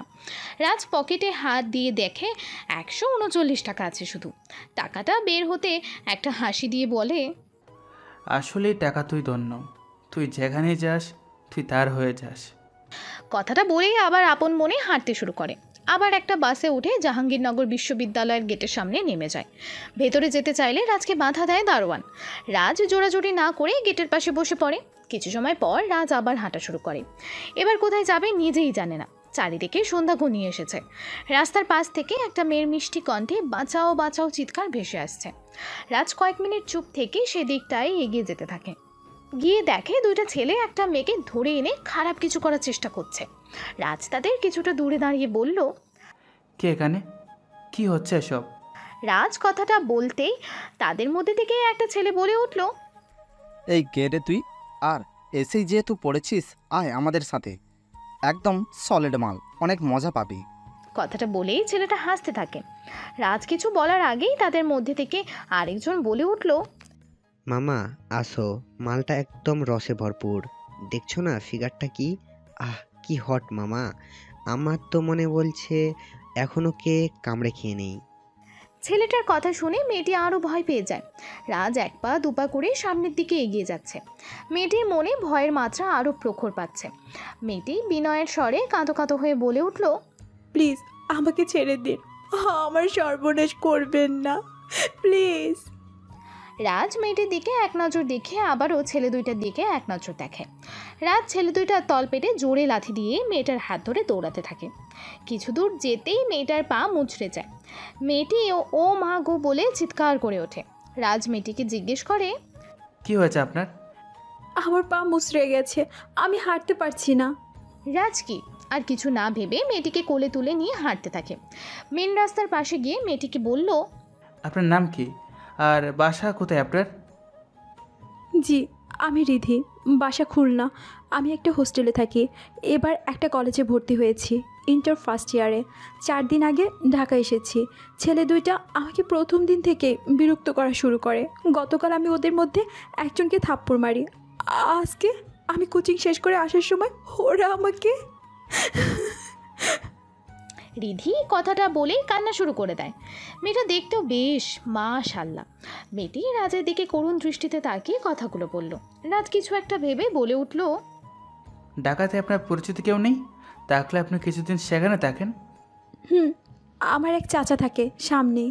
তাহলে আপনি সেখানেই চলে যান। আপনি কোথায় যাবেন? রিধির কথা শুনে রাজ হাসতে থাকে। হাসতে হাসতে রাজ বলে, আমি আজকে ঢাকায় এসেছি, যাওয়ার তেমন কোনো জায়গা নেই। সমস্যা নেই, আপনি চলে যান, আমার ঠিক একটা ব্যবস্থা হয়ে যাবে। এরপর রিধি কিছু একটা ভেবে রাজকে বলে, আপনি আমার সাথে আসুন। আপনি আমাদের সাথে 2-1 দিন থেকে পরে বাসা খুঁজে নেবেন। আপনি চাইলে বাসা খুঁজতে আমিও আপনাকে হেল্প করতে পারি। রাজ রিধির কথায় সহমত পোষণ না করলেও রিধি রাজকে জোর করেই সেখানে নিয়ে যায়। যদিও রাত হয়ে গেছে, এটা নিয়ে রাজও আর কিছু বলে না রিধিকে। 2 দিন তাদের বাসায় থেকে বাসায় খোঁজার অনেক চেষ্টা করে, কিন্তু আপত্তি ঘটে ব্যাচেলরকে কেউ বাসা দিতে রাজি নয়। রিধি ও তার বান্ধবীদের সহযোগিতায় বাসা পেয়ে যায়। কয়েকদিন পর রিধির সাহায্যে কলেজে ভর্তি হয়। প্রথম দিন কলেজে যেতেই সেদিনের ছেলেগুলোর সাথে দেখা হয়। ছেলে দুইটা রাজের সামনে এসে বলে, কি রে মাদারবোর্ড, সেদিন তো আমাদের মেরে মালটাকে নিয়ে আসলি, আমাদের মুখের সামনে থেকে তুলে নিয়ে তুই একাই খেয়ে দিলি। ছেলে দুইটার এমন নোংরা কথা শুনে রাজ রেগে ওদের দিকে এগিয়ে যাবে। তখন রিধি বলে, ওরা অনেক খারাপ, প্লিজ আপনি ওদের সাথে ঝামেলা করিয়েন না। তবু রাজ শান্ত হতে পারছে না। রিধি রাজের হাতে ধরে কলেজের ভেতরে নিয়ে যায়। কুকুর আপনাকে কামড় দিলে আপনিও কুকুরকে কামড় দিবেন? রাস্তার কুকুর রাস্তার পাশে গেউ গেউ করবে, এটা তার স্বভাব। এমন ধরনের কুকুরকে শায়েস্তা করা আমাদের কর্তব্য। এরপর রাজ নিজের ক্লাসে চলে যায়। ক্লাস শেষ করে বাসায় গিয়ে শুয়ে পড়ে। আসার সময় হোটেল থেকে খেয়ে এসেছে। রাতে রাস্তার পাশে রাজ বসে আছে। ঠিক সেই সময় ওই ছেলে দুইটা রাজের সামনে এসে বলে, কি মামা, ওই মেয়ে তোমাকে খেয়ে ছেড়ে দিছে? না, তুমি ওকে খেয়ে ছেড়ে দিয়েছো, কোনটা? ছেলে দুইটার কথাগুলো বলে জোরে জোরে হাসতে শুরু করে। রাজ ছেলেটাকে একটা থাপ্পড় দিলে ছেলেটা পিস্তল বের করে রাজের কপালে ধরে। ওদের দেখেই রাজ বুঝতে পারছে এরা সবাই বড়লোক বাপার বিগড়ে যাওয়া ছেলে। রাজ পকেট থেকে নাইফ বের করে ওদের হাতের ওপর চালিয়ে দেয়। ছেলেটা সাথে সাথে পিস্তল ফেলে দেয়। রাজ পিস্তলটা হাতে নিয়ে ওদের দুজনকে ফাঁকা জায়গায় নিয়ে যায়। দুজনের পায়ে এক একটা করে গুলি করে। ওরা দুজনেই মাটিতে পড়ে যায়। দ্বিতীয় ছেলেটা বলে ওঠে, ভাই ভাই, আমাদের মাফ করে দে, তুই যা চাস আমরা তাই দিব, তবুও এবারের মতো আমাদের প্রাণ ভিক্ষা দে ভাই। কুত্থার বাচ্চা, আজ তোদের ছেড়ে দিলে কাল তোরা আবার মেয়েদের উত্ত্যক্ত করবি। আজ তোদের এমনভাবে মারবো, মৃত্যুর পরও মনে রাখবি 10 বছর আগে নিজের বাবাকে খুন করে জেলে গিয়েছিলি কিশোর বয়সে। আমি বলেছিলাম আমার চেয়ে নিকৃষ্ট মানুষ আর একটাও হবে না। রাজের কথা শুনে ছেলেগুলো ভয়ে ঢোক গেলতে থাকে। এরপর রাজ পকেট থেকে নাইফ বের করে প্রথম দুজনের জিহ্বা কেটে নেয়। তারপর সামনে বসে সিগারেট জ্বালিয়ে এক টান দিয়ে দেয়, চোখ তুলে ফেলে। ছেলে দুইটা চিৎকার করছে। এই চিৎকার মৃত্যু থেকে বাঁচার চিৎকার। ছেলে দুইটার করুণ অবস্থা দেখে রাজ হাসতে হাসতে বলে, মৃত্যু বড়ই সহজ, যা নিঃশব্দে আসে, অথচ মানুষ চিরকালই জীবন নিয়ে গর্ব করে যায়। আমাদের এই জীবন দান করেছেন স্বয়ং আল্লাহ, তিনিই আমাদের মৃত্যু ঘটাবেন। কিন্তু তোদের মৃত্যু এখন এইভাবে কেন হচ্ছে জানিস? তোদের কুকর্মের জন্য। আবার তিনিই আমাদের পুনরুত্থান করবেন। যারা মৃত্যুকে বেশি করে স্মরণ করে ও মৃত্যু পরবর্তী জীবনের জন্য উত্তম রূপে প্রস্তুতি গ্রহণ করে, তারাই হলো সর্বাধিক বুদ্ধিমান। এরপর রাজ ছেলে দুইটার মাথায় গুলি করে। এরপর বলে, মৃত্যু প্রত্যেকটি মানুষের একমাত্র গন্তব্য, কেউ কখনো এটা থেকে পালাতে পারেনি। মৃত্যুই সম্ভবত জীবনের অন্যতম বৃহৎ আবিষ্কার। মৃত্যুর যন্ত্রণার চেয়ে বিরহের যন্ত্রণা যে কত কঠিন, কত ভয়ানক, তা একমাত্র ভুক্তভোগী অনুভব করতে পারে। অবিশ্বাস এবং সন্দেহ একটি সম্পর্কের মৃত্যু ঘটাতে যথেষ্ট। ছেলেটা কি আসলেই সাইকো? তাহলেই শত্রু শত্রু মৃত্যুর খেলায় কেন সে এলো? রাজ বাসায় চলে যায়। পরদিন সকালে কলেজে আসলে রিধি বলে, আপনি কাল কোথায় হারিয়ে গিয়েছিলেন? রিধির কথার উত্তর না দিয়ে রাজ বইয়ের দিকে দৃষ্টিপাত করে। এবার রিধি রাজের পাশে বসে শহীদ মিনারের লাস্ট সিঁড়িতে। রাজের হাত থেকে বইটা নিয়ে রিধি আবার বলে, কি হলো, আমার কথার উত্তর দিচ্ছেন না যে? নতুন বাসা গোছগাছ করার জন্য কাল চলে গিয়েছিলাম। বাহ, আপনি বাসা গোছগাছও করতে পারেন? রাজ মাথা নাড়িয়ে হ্যাঁ বলে আবার রিধির হাত থেকে বই নিয়ে পড়তে থাকে। ক্লাস শুরু হতে এখনো আধা ঘন্টা বাকি আছে। এভাবে 3 দিন চলে যায়। রিধি রাজকে হঠাৎ বলে উঠল, আচ্ছা, ওই দিনের ওই ছেলেগুলোকে আর দেখতে পাচ্ছি না কেন? রিধির কথায় রাজ একটা মুচকি হাসি দিয়ে বলে, হয়তো তাদের বাবা মা বকে দিয়েছে, নয়তো অন্য মেয়েদের উত্ত্যক্ত করায় পুলিশ ধরে নিয়ে গেছে, কারণ ছেলেগুলো তো খারাপ। রাজের কথায় রিধি মাথা চুলকাতে চুলকাতে বলে, হয়তো। কিছুদিন পর নবীনবরণ অনুষ্ঠান। রিধি, রিনি, তিহা, তানিয়া, নূর এরা সবাই রাজের কাছে আসে। তাদের মধ্যে থেকে তানিয়া বলে, ভাইয়া, এবার নবীনবরণ অনুষ্ঠানে আমরা সবাই একটি নাটকের আয়োজন করছি, সেখানে আপনিও আছেন। তানিয়ার কথা শুনে রাজ হাসতে থাকে। রাজের হাসি দেখে রিনি বলে, কি হলো ভাইয়া, আপনি হাসলেন কেন? এসব নাটক ফাটক আমার দ্বারা হবে না, আমি এসব করতে পারি না। রাজের কথা শুনে রিধি কপাল কুঁচকে বলল, আর রোমান্টিক একটা মানুষ সে, তোরা কি মনে করেছিস ওরে দিয়ে এসব হবে? আর দেখিস না সব সময় কেমন গুমড়ো মুখে থাকে। রিধির কথায় রাজ রিধির দিকে এক নজর তাকিয়ে মুচকি একটা হাসি দেয়। এরপর রাজ সেখান থেকে উঠে যায়। রাজের এমন বিহেভ দেখে রিধির অনেক রাগ উঠে যায়।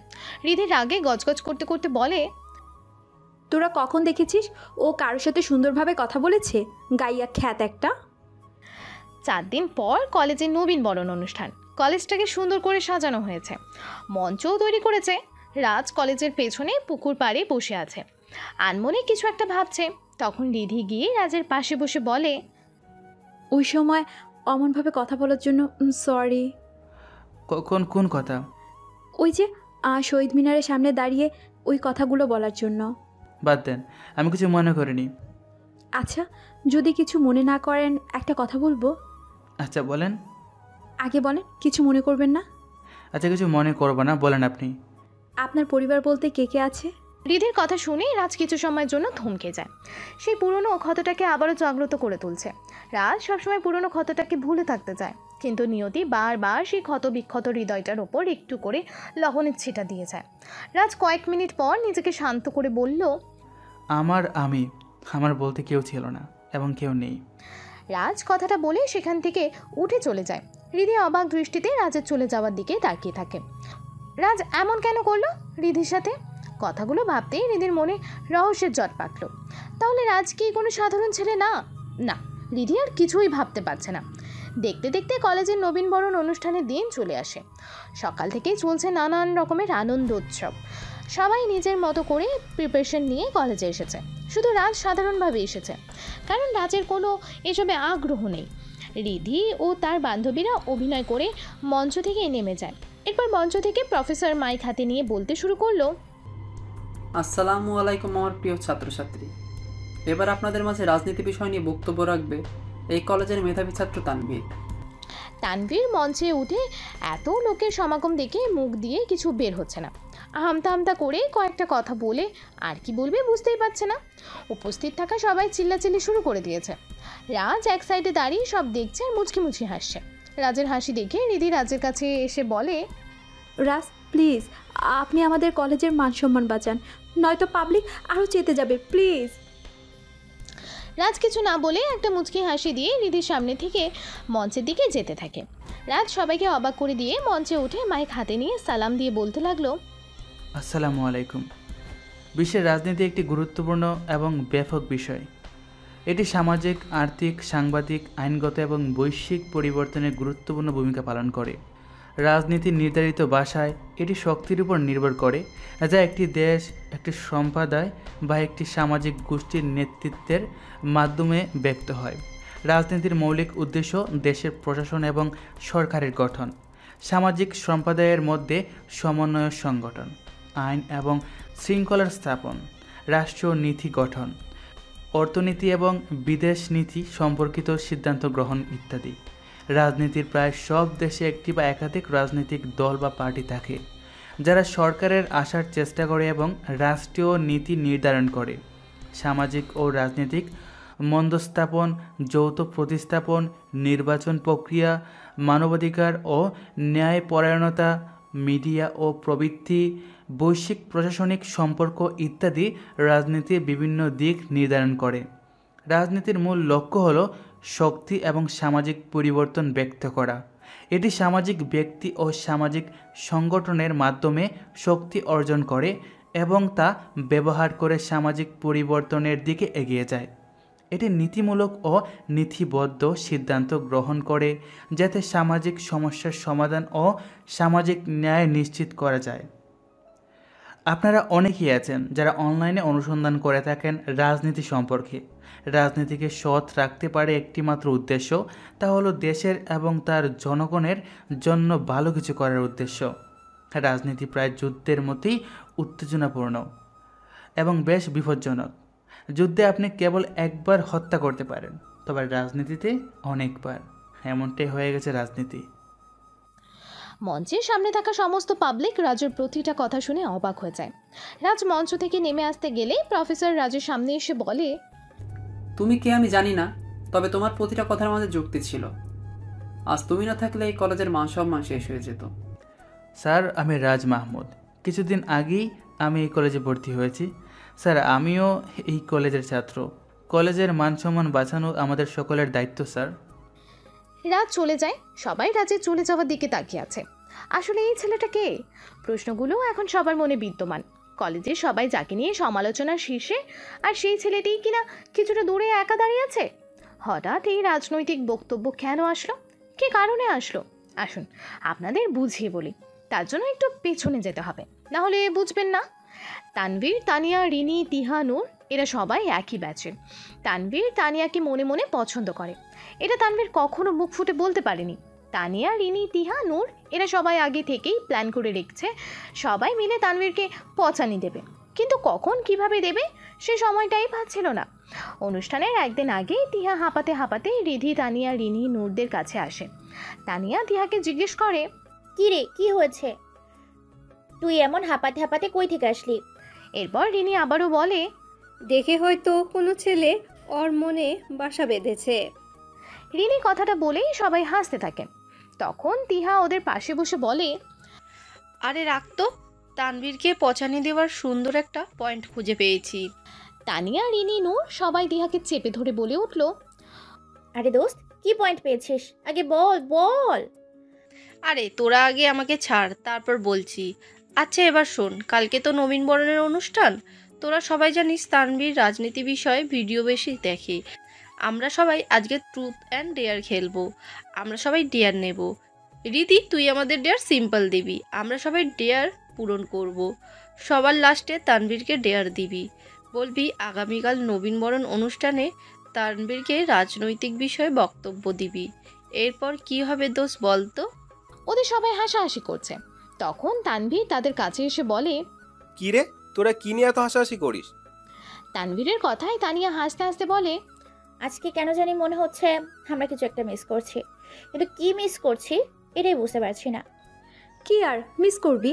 আচ্ছা চল আজকে ট্রুথ ডেয়ার খেলি। রিধির কথায় সবাই সম্মতি জানালো। তানভীর রিধির কানের কাছে গিয়ে ফিসফিস করে বলল, শোন, আমি ডেয়ার নেব, তুই আমাকে ডেয়ার দিবি। আমি কাকে পছন্দ করি, তোর ডেয়ারে চক্করে আমি আমার মনের কথা যেন তানিয়াকে বলতে পারি। তানভীরের কথা শুনে রিধি সবার উদ্দেশ্যে চোখ টিপ দিয়ে বলল, লাইনে আসছে। সবাই তো মহা খুশি, এতদিন পর তানভীরকে পচানি দেবে। এক এক করে সবাই ডেয়ার নিল। রিধি ডেয়ার দিয়েছে, সবাই সবার ডেয়ার পূরণও করেছে। এবার শুধু বাকি আছে তানভীর। তানভীর ডেয়ার নিল। রিধি তানভীরকে বলল, আচ্ছা সবাই সবার ডেয়ার পূরণ করেছে, আশা করি তুইও তোর ডেয়ার পূরণ করবি। আচ্ছা চেষ্টা করব। চেষ্টা করবি বললে হলো না, পূরণ করতে হবে। আচ্ছা শোন, আগামীকাল নবীনবরণ অনুষ্ঠান হবে। তুই তো সবসময় রাজনৈতিক বিষয়ে নিউজ বেশি দেখিস, কালকে তুই রাজনৈতিক বিষয় বক্তব্য রাখবি মঞ্চে। রিধির কথায় তানভীর হাঁ হয়ে তাকিয়ে আছে। কথা তো এমন ছিল না, তাহলে রিধি কেন এমন করলো? তানভীর উঠে দাঁড়িয়ে বলল, রিধি, তুই এমনটা করতে পারিস না, তোর সাথে এমন তো কথা ছিল না। তিহা, তানিয়া, নূর বলে উঠল, কিন্তু আমাদের কথা তো এমনটাই ছিল। কথাটা বলেই সবাই হেসে উঠল। তানভীর বলল, তার মানে তোরা আগে থেকে প্ল্যান করে রাখছিস আমাকে পচানোর জন্য? তানিয়া সবাইকে হাসি থামাতে বলে নিজে বলল, জি জনাব, আমরা সবাই আগে থেকে প্ল্যান করেছি, কিন্তু কিভাবে করব বুঝতে পারছিলাম না। আর ঠিক সেই সময় তুই মুরগি সেজে আমাদের মাঝে হাজির হয়ে গেলি। বাহ, কি নিখুঁতভাবেই বাসটা খেলি। তানিয়া কথাটা বলে সবাইকে হাসতে থাকে। এবার তো বুঝতে পারছেন হঠাৎ কেন রাজনীতি বিষয়ক বক্তব্য। এটাই ছিল তানভীরকে পচানি দেওয়ার কৌশল। রাজ কিছুটা দূরে দাঁড়িয়ে আছে। তানভীর রাজের পাশে গিয়ে বলে, আমি তোমার সম্পর্কে কিছুই জানি না, তবে আজ তুমি আমার এবং কলেজের মান সম্মান রক্ষা করেছো। রাজ তানভীরের কাঁধে হাত রেখে বলল, আচ্ছা এবার বলো তো, হঠাৎ তোমাকে ফাঁসানোর ষড়যন্ত্র কে করেছে? এরপর তানভীর রাজকে সব খুলে বলল এবং তানিয়ার কথাও বলে। রাজ কিছু একটা ভেবে মুচকি হাসি দিয়ে বলে, আচ্ছা শোনো, আমি যা বলি তুমি তাই করো। তোমার অপমানের প্রতিশোধও নিতে পারবা, তানিয়াকেও নিজের করে পাবা, আর তোমাকে সাহায্য করবে জীবন। তানভীর রাজের কথা অনুযায়ী কাজ করতে থাকে। তানিয়া তানভীরের সাথে কথা বলতে আসলেও তানভীর সব সময় ইগনোর করে চলতে শুরু করে। তানিয়াকে ইগনোর করে তানভীরও কষ্ট পাচ্ছে। এভাবে অনেক দিন পর রাজকে গিয়ে বলে, এতদিনে রাজের সাথে তানভীরের ভালো একটা সম্পর্ক গড়ে উঠেছে। তানভীর বলে, দোস্ত, আমি তানিয়ার কষ্ট সহ্য করতে পারছি না, এবার ওকে সত্যিটা বলে দেই। কয়েকদিন যেতে না যেতেই তানিয়া তানভীরের পেছনে ঘুরতে থাকে। তানভীর তানিয়াকে পাত্তা না দিলে তানিয়া কলেজ ক্যাম্পাসে সবার সামনে চিৎকার করে বলে, সবাই শোনো, আমি তানভীরকে ভালোবাসি। কলেজ ক্যাম্পাসের সবাই তানিয়ার দিকে দৃষ্টিপাত করলো। তানভীর তানিয়ার সামনে এসে সজোরে একটা থাপ্পড় দিয়ে বলে, তুই কি মনে করেছিলি আমি তোকে পছন্দ করি, ভালোবাসি? এটা জানার পরও তুই আমাকে দিনের পর দিন অবহেলা করে গিয়েছিস, তাহলে আজ কেন তোর এই সাধারণ নাটক? তানভীর কথাগুলো বলে মাথা নিচু করে দাঁড়িয়ে থাকে। তানিয়া কাঁদো কাঁদো গলায় বলতে লাগলো, আসলে ভালোবাসা বেহায়াই, এটা তুমি আজ প্রমাণ করে দিলে। আমি সবসময় চাইতাম তুমি আমাকে তোমার মনের কথা বলো, কিন্তু কি ভাগ্য আমার, দেখো ততক্ষণে তোমার মনে আমি একটা মেয়ে হয়েই ভরা কলেজ ক্যাম্পাসে জোর গলায় বলছে আমি তোমাকে ভালোবাসি, কিন্তু তুমি বলতে পারলে না। বাদ দাও, ভালোবাসা তো একতরফা হয় না। ভালো থেকো নতুন কাউকে নিয়ে। তানিয়া, আমার কথা শোনো। তানিয়া। তানিয়া কোনো কথা না শুনে চলে যেতে থাকে। ঠিক তখনই রাজ এসে তানিয়ার সামনে দাঁড়িয়ে তানিয়ার হাত ধরে তানভীরের সামনে নিয়ে আসে।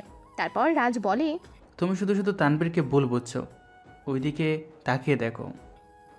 রাজের কথা মতো সবাই কৃষ্ণচূড়া গাছের নিচে দৃষ্টিপাত করে। দুইজন প্রেমিক যুগল কৃষ্ণচূড়া গাছের নিচে বসে প্রেম নিবেদন করছে। প্রেমিক যুগল প্রেমিকার কোলে মাথা দিয়ে ভালোবাসার দৃষ্টিপাতে একে অন্যর ভালোবাসাময় কথা চোখের ভাষায় বুঝে নিচ্ছে। রাজ কথা বলাতে সবাই আবার রাজের দিকে তাকায়। তানিয়া তানভীর দুইজনকে দুই পাশে নিয়ে রাজ বলে, যেই মেয়েটাকে দেখলে ওর নাম জয়। তানভীর তানিয়াকে ভালোবাসত। তানভীর তানিয়াকে না বলতে পারলেও তার মনের ভালোবাসা বিদ্যমান। তানভীর সবার আড়ালে চোখের পানি ফেলত। রাজ কথা শেষ না করতেই কলেজ ক্যাম্পাসে সবার সামনে তানিয়া তানভীরকে জড়িয়ে ধরে বলতে থাকে, এই পাগল, তুমি আমাকে এতটা ভালোবাসো, আগে বলোনি কেন? তানিয়ার কথায় তানভীর তানিয়াকে বাহু ডোরে আবদ্ধ করে নিয়ে বলে, আমাকে বলার সুযোগ তুমি কখনো দিয়েছো? সরি আমার পাগলটা, তুমি আমাকে মাফ করে দাও। দুজন দুজনকে জড়িয়ে ধরে আছে। দুজনেরই চোখ দিয়ে অশ্রু গড়িয়ে পড়ছে। এই অশ্রু কোনো কষ্টের নয়, এটা যেন ভালোবাসা পাওয়ার সুখের অশ্রু। দুজন প্রেমিক যুগল অশ্রুসিক্ত নয়নে একে অপরের প্রতি ভালোবাসায় বিলুপ্ত। এরপর থেকে কলেজের সকল প্রেমিক যুগল রাজের এমন দৃষ্টিকাড়া কাজের জন্য অল্প কিছুদিনের মধ্যেই সবার কাছে ভালোবাসার একজন মানুষ হিসেবে পরিচিত মুখ হয়ে ওঠে। এভাবে চলে যায় বেশ কিছুদিন। পারিবারিকভাবেই তানিয়া তানভীরের বিয়ের দিন ঠিক করে। তানভীর রাজকে 2 দিন আগেই তাদের বাড়ি নিয়ে যায়, আর বাকি সবাই বিয়ের দিন তানভীরের বাড়ি এসেছে। আজ তানভীরের বিয়ে। রাজ সিঁড়ি বেয়ে নিচে নামতে যাবে, ঠিক সেই মুহূর্তে আয়েশা আন্টি ও রিমি বাড়ির ভেতর প্রবেশ করে। রাজ থমকে দাঁড়ায় আর মনে মনে বলে, আন্টি আর রিমি এখানে কেন? তার মানে আয়েশা আন্টি তানভীরের রিলেটিভ কেউ? না না, তানভীর তো বলেছিল গ্রামে ওর কোনো রিলেটিভ নাই, তাহলে? রাজ সব কিছু ভাবতেই মাথায় মাথা আউলে যাচ্ছে। ঠিক তখন তানভীরের ছোট্ট বোন প্রেমাকে দেখে রাজ জিজ্ঞেস করে, প্রেমা, একটু আমার কাছে আসো তো। ভাইয়া বলো। কিছুক্ষণ আগে যে ভদ্র মহিলাটা আসলো, ওইটা কে? প্রেমা ছোট একটা মেয়ে, বয়স 6 থেকে 7 বছর হবে। প্রেমা ডান হাতের এক আঙুল মুখে আর বাম হাত মাথায় দিয়ে বলে, আরে ভাইয়া, ওইটা তো আয়েশা আন্টি, আম্মুর ছোটকালের বান্ধবী। প্রেমা কথা শেষ না করতেই রাজ প্রেমাকে চলে যেতে বলে। এরপর রাজ মনে মনে ভাবে, তার মানে তানভীরের মা রুখে আন্টি? আমি ছোটো থাকতে যার কথা বলতো, তাহলে এই আন্টি? না না, আমি এখানে থাকবো না। আয়েশা আন্টি আর রিমি যদি আমাকে দেখে ফেলে, আমি চলে যাব। রাজ কথাগুলো মনে মনে বলে রুম থেকে বের হতে যাবে। ঠিক সেই মুহূর্তে তানভীর এসে রাজের কাঁধে হাত রেখে বলে, আমি তোর বিষয়ে সব জানি। তানভীরের কথায় রাজ ভ্যাবাচাকা খেয়ে যায়, বলে উঠল, মানে কি জানিস তুই? তোর সাথে কি হয়েছে, তুই কিভাবে এই জগতে, আর আমি সব কিছু জেনে শুনেই আমার কলেজে তোকে ভর্তির ব্যবস্থা করে দেই। আম্মু তোর বিষয়ে না জানলেও আব্বু সব জানে, কিন্তু তোর সাথে বন্ধুত্ব করব কি করে বুঝতে পারছিলাম না। আমি শুধু অপেক্ষা করছিলাম কি করে কি করব। ঠিক তখন আমার মাথায় এলো নবীনবরণ অনুষ্ঠানের কথা। এরপর তিয়াকে আমি বলি তোর সাথে আমার বন্ধুত্ব করে দেওয়ার জন্য, কিন্তু তিয়াও ব্যর্থ হলো। তুই কলেজে এসে কারোর সাথে কথা বলতি না। আমি অনেকবার তোর সাথে কথা বলতে গেছি, তুই বারবার বিভিন্ন কাজের বাহানা দিয়ে আমাকে এড়িয়ে চলেছিস।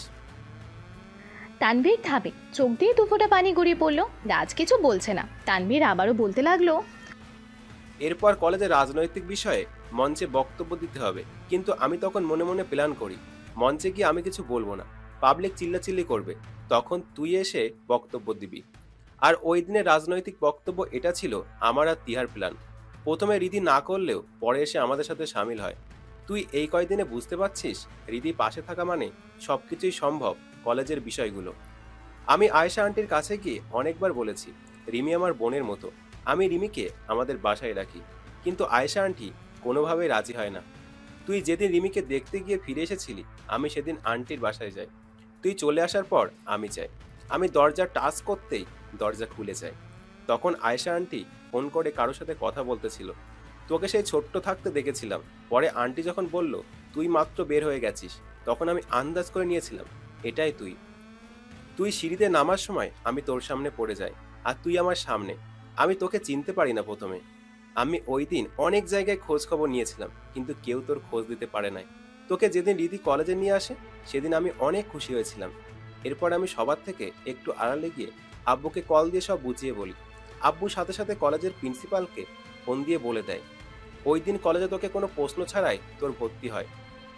তানভীর কথাগুলো শেষ করতে রাজ বলে ওঠে, সব কিছুর জন্য তোকে ধন্যবাদ বন্ধু। যদি আবার কখনো আমাদের দেখা হয় তখন না হয় তোর শেষ না হওয়া কথাগুলো শুনবো। রাজ, রাজ। রাজ দোতলা থেকে লাফ দিয়ে চলে যায়। তানভীর রাজ রাজ বলে কয়েকবার ডাকলেও রাজ শোনেনি। তানভীর জানালার পাশে গিয়ে দাঁড়িয়ে আছে, চোখে পানি টপ টপ করছে। তখন রিমি তানভীরের রুমে এসে বলে, ভাইয়া নিচে সবাই রেডি হয়ে তোমার জন্য অপেক্ষা করছে, তুমি জলদি নিচে আসো ভাইয়া। রিমি চলে যায়। তানভীর ওয়াশরুমে গিয়ে ভালো করে চোখে মুখে পানি দিয়ে নিচে যায়। তানভীরকে একা দেখে নূর বলে উঠল, কিরে তুই একা কেন? ও কই? ওর কি একটা কাজ পড়ে গেছে, ও আসবে না, চল তোরা। কিন্তু তোকে এমন দেখাচ্ছে কেন? কি হয়েছে সত্যি করে বল। আজকে না, অন্য একদিন বলবো, এখন চল। তানভীরের কথা মতো সবাই গাড়িতে গিয়ে বসে। ইসলামিক নিয়ম অনুযায়ী তাদের বিয়ে হয়। 1 মাস হয়ে গেছে, এর মধ্যে রাজের সাথে কারো যোগাযোগ নাই। কলেজের সিনিয়র একটা ছেলে কয়েকদিন ধরে মেয়েদের উত্ত্যক্ত করছে। মেয়েরা সবাই এই ছেলেটার উপর বিরক্ত। এভাবে বেশ কয়েকদিন চলতে থাকে। একদিন হঠাৎ শান্ত দৌড়ে কলেজ ক্যাম্পাসে রিধিদের সামনে আসে। রিধি শান্তকে জিজ্ঞেস করে, কি রে, কি হয়েছে? তুই দৌড়ে কোথা থেকে আসছিস? আমার কথা ছাড়, তোর আজকের নিউজ দেখেছিস? না তো। সবাই না তো বলে আবার আড্ডা দিতে থাকে। শান্ত পকেট থেকে ফোন বের করে বলে, আমি একটু আগেই দেখলাম আমাদের কলেজ গেটের সামনে যে ছেলেটা মেয়েদের র্যাগিং করতো তাকে কে বা কারা মেরে ফেলেছে। শান্তর কথায় সবাই শান্তর দিকে তাকায়। সবার মাঝখানে শান্ত ভিডিও প্লে করে দেয়। ভিডিও দেখছে সবাই। ভিডিওর মাঝখানে রাশেদ ভিডিও স্টপ করে দিয়ে বলে উঠল, ওর বুকের ওপর এমকে লেখা দেখ। এই এমকে, এটার মিনিং আমার অনেক চেনা চেনা লাগছে, কিন্তু কোথায় শুনেছি ঠিক মনে করতে পারছি না। রাশেদ কথাটা বলে কিছু একটা ভাবতে থাকে। ভিডিও শেষে লোকটি একটা চিঠি পড়ে মৃত্যু ব্যক্তির পাশে বসে। আমি ভয়ঙ্কর, আমি হিংস্র। আমার সাথে বা আমার পরিচিত কারোর সাথে খারাপ আচরণ করলে তার ভয়ঙ্কর পরিণত হবে। আমি নিকৃষ্ট একজন মানুষ। আমার মনে না আছে মায়া, না আছে ভালোবাসা। আমি আবার আসব তোমাদের সামনে। এই শহরে আমি রক্তের বন্যা বইয়ে দেব। লোকটা চিঠিটা পড়ে সেখান থেকে চলে। তখন তিহা রাশেদকে বলে, রাশেদ তুই না একটু আগে বললি এমকে এই নামটা কোথাও শুনেছিস? কোথায় শুনেছিস তুই? আমি কোথায় শুনেছি ঠিক মনে করতে পারছি না, কিন্তু এই নামের মিনিংটা অনেক ভয়ঙ্কর মনে হচ্ছে। এ কি বললো শুনলি না? এই শহরে নাকি রক্তের বন্যা বইয়ে দেবে। রাশেদ কথাটা বলে কলেজ থেকে বাসায় চলে যায়। কে ওই লোকটা? এত খারাপভাবে মানুষকে মারে কি করে? এগুলো ভাবতে থাকে সবাই। কিন্তু কেন লোকটা এমন করেছে? প্রশ্নগুলো সবার মনেই বিদ্যমান। লোকটা কেন এই বিপদ সংকেত দিল? তাহলে কি সত্যি সত্যি এই শহরটা শ্মশান পরিণত হবে? আর কেনই বা এই গোলকধাঁধার শহরে মাইন্ড কিলারের আবির্ভাব? মাইন্ড সিটি, মাইন্ড কিলার, মাইন্ড গেম। তাহলে কি এই শহরটাই হবে মাইন্ড কিলারের মাইন্ড সিটি? আসুন দেখতে থাকি কি হতে পারে আগামীতে। সুদর্শন যুবকটি মাথা থেকে মানকি টুপি খুলে সিগারেট জ্বালায়। বম্বময় চাহনিতে পাশে দাঁড়িয়ে প্রশ্ন করল সাগর, দোস্ত আমরা কোনো ভুল করছি না তো? এই শহরটাই হলো স্বার্থপর, তার চেয়ে বেশি স্বার্থপর এই শহরের মানুষগুলো। সবাই বলে শহরটা অনেক বড়, তাহলে এত বড় শহরে তোর এতটুকু জায়গা হলো না কেন? কেন কিশোর বয়সে সামান্য কিছু খাবারের জন্য তোকে জেলে যেতে হলো? লোকটির কথা শুনে সাগর মাথা নিচু করে নিল। ছেলেটা তো ঠিক বলেছে, শহরের মানুষগুলো আসলেই পাষাণ। আবার লোকটি বলে উঠল, রনি, রুহান, দুর্জয়, ফাহাদ ওরা কোথায়? সাগর, রনি, রোহান, দুর্জয়, ফাহাদ এরা সবাই একসাথে জেল থেকে ছাড়া পেয়েছে। ওদের আপন বলতে কেউ ছিল না, তাই ওরা ঠিক করে সবাই একসাথে থাকবে। ওরা ভালো কিছু করতে গেলেও বারবার তাদেরকে ধনবান ব্যক্তিরা বাধা দিয়েছে। সেখানে গিয়েছে, সেখানেই বাধার সম্মুখীন হয়েছে। হঠাৎ একদিন ফাহাদ বলে, বন্ধু এই শহরে আমাদের একটুখানি জায়গা বুঝি হবে না? কে বলেছে হবে না? আমি তোদের কথা দিচ্ছি, এই শহরে সবে আমাদের এক নামে চিনবে, এমকে নামে। বড় বড় ধনীদের মনে ভূমিকম্প সৃষ্টি করব। এটা কি বলিস তুই? এমকের মানে কি তুই তা জানিস? জানি। এমকে এর মানে মাইন্ড কিলার, মাইন্ড কিলারের মাইন্ড সিটি, আর তোদের মাইন্ড গেম দিয়েই শহরে আতঙ্ক ছড়িয়ে দেব। সাধারণ মানুষ থেকে শুরু করে পুলিশ, ওসি, ডিসি, এমপি, মন্ত্রী সবার নজরে আসতে হবে আমাদের। তার আগে খুঁজে বের করে এই শহরে পাওয়ারফুল এমপি কে আছে। লোকটির কথা শুনে পাশ থেকে সাগর বলে উঠল, রাজ বন্ধু, তুই কি করতে চাইছিস বলতো? সাগরের কথায় রাজ হাসতে থাকে। হাসতে হাসতে বলে, তোকে আমি বুঝিয়ে বলি শোন, একজন মানুষ সবার কাছে ভালো হতে পারে না, ঠিক তেমন একজন এমপি সেও সবার কাছে ভালো হতে পারেনি।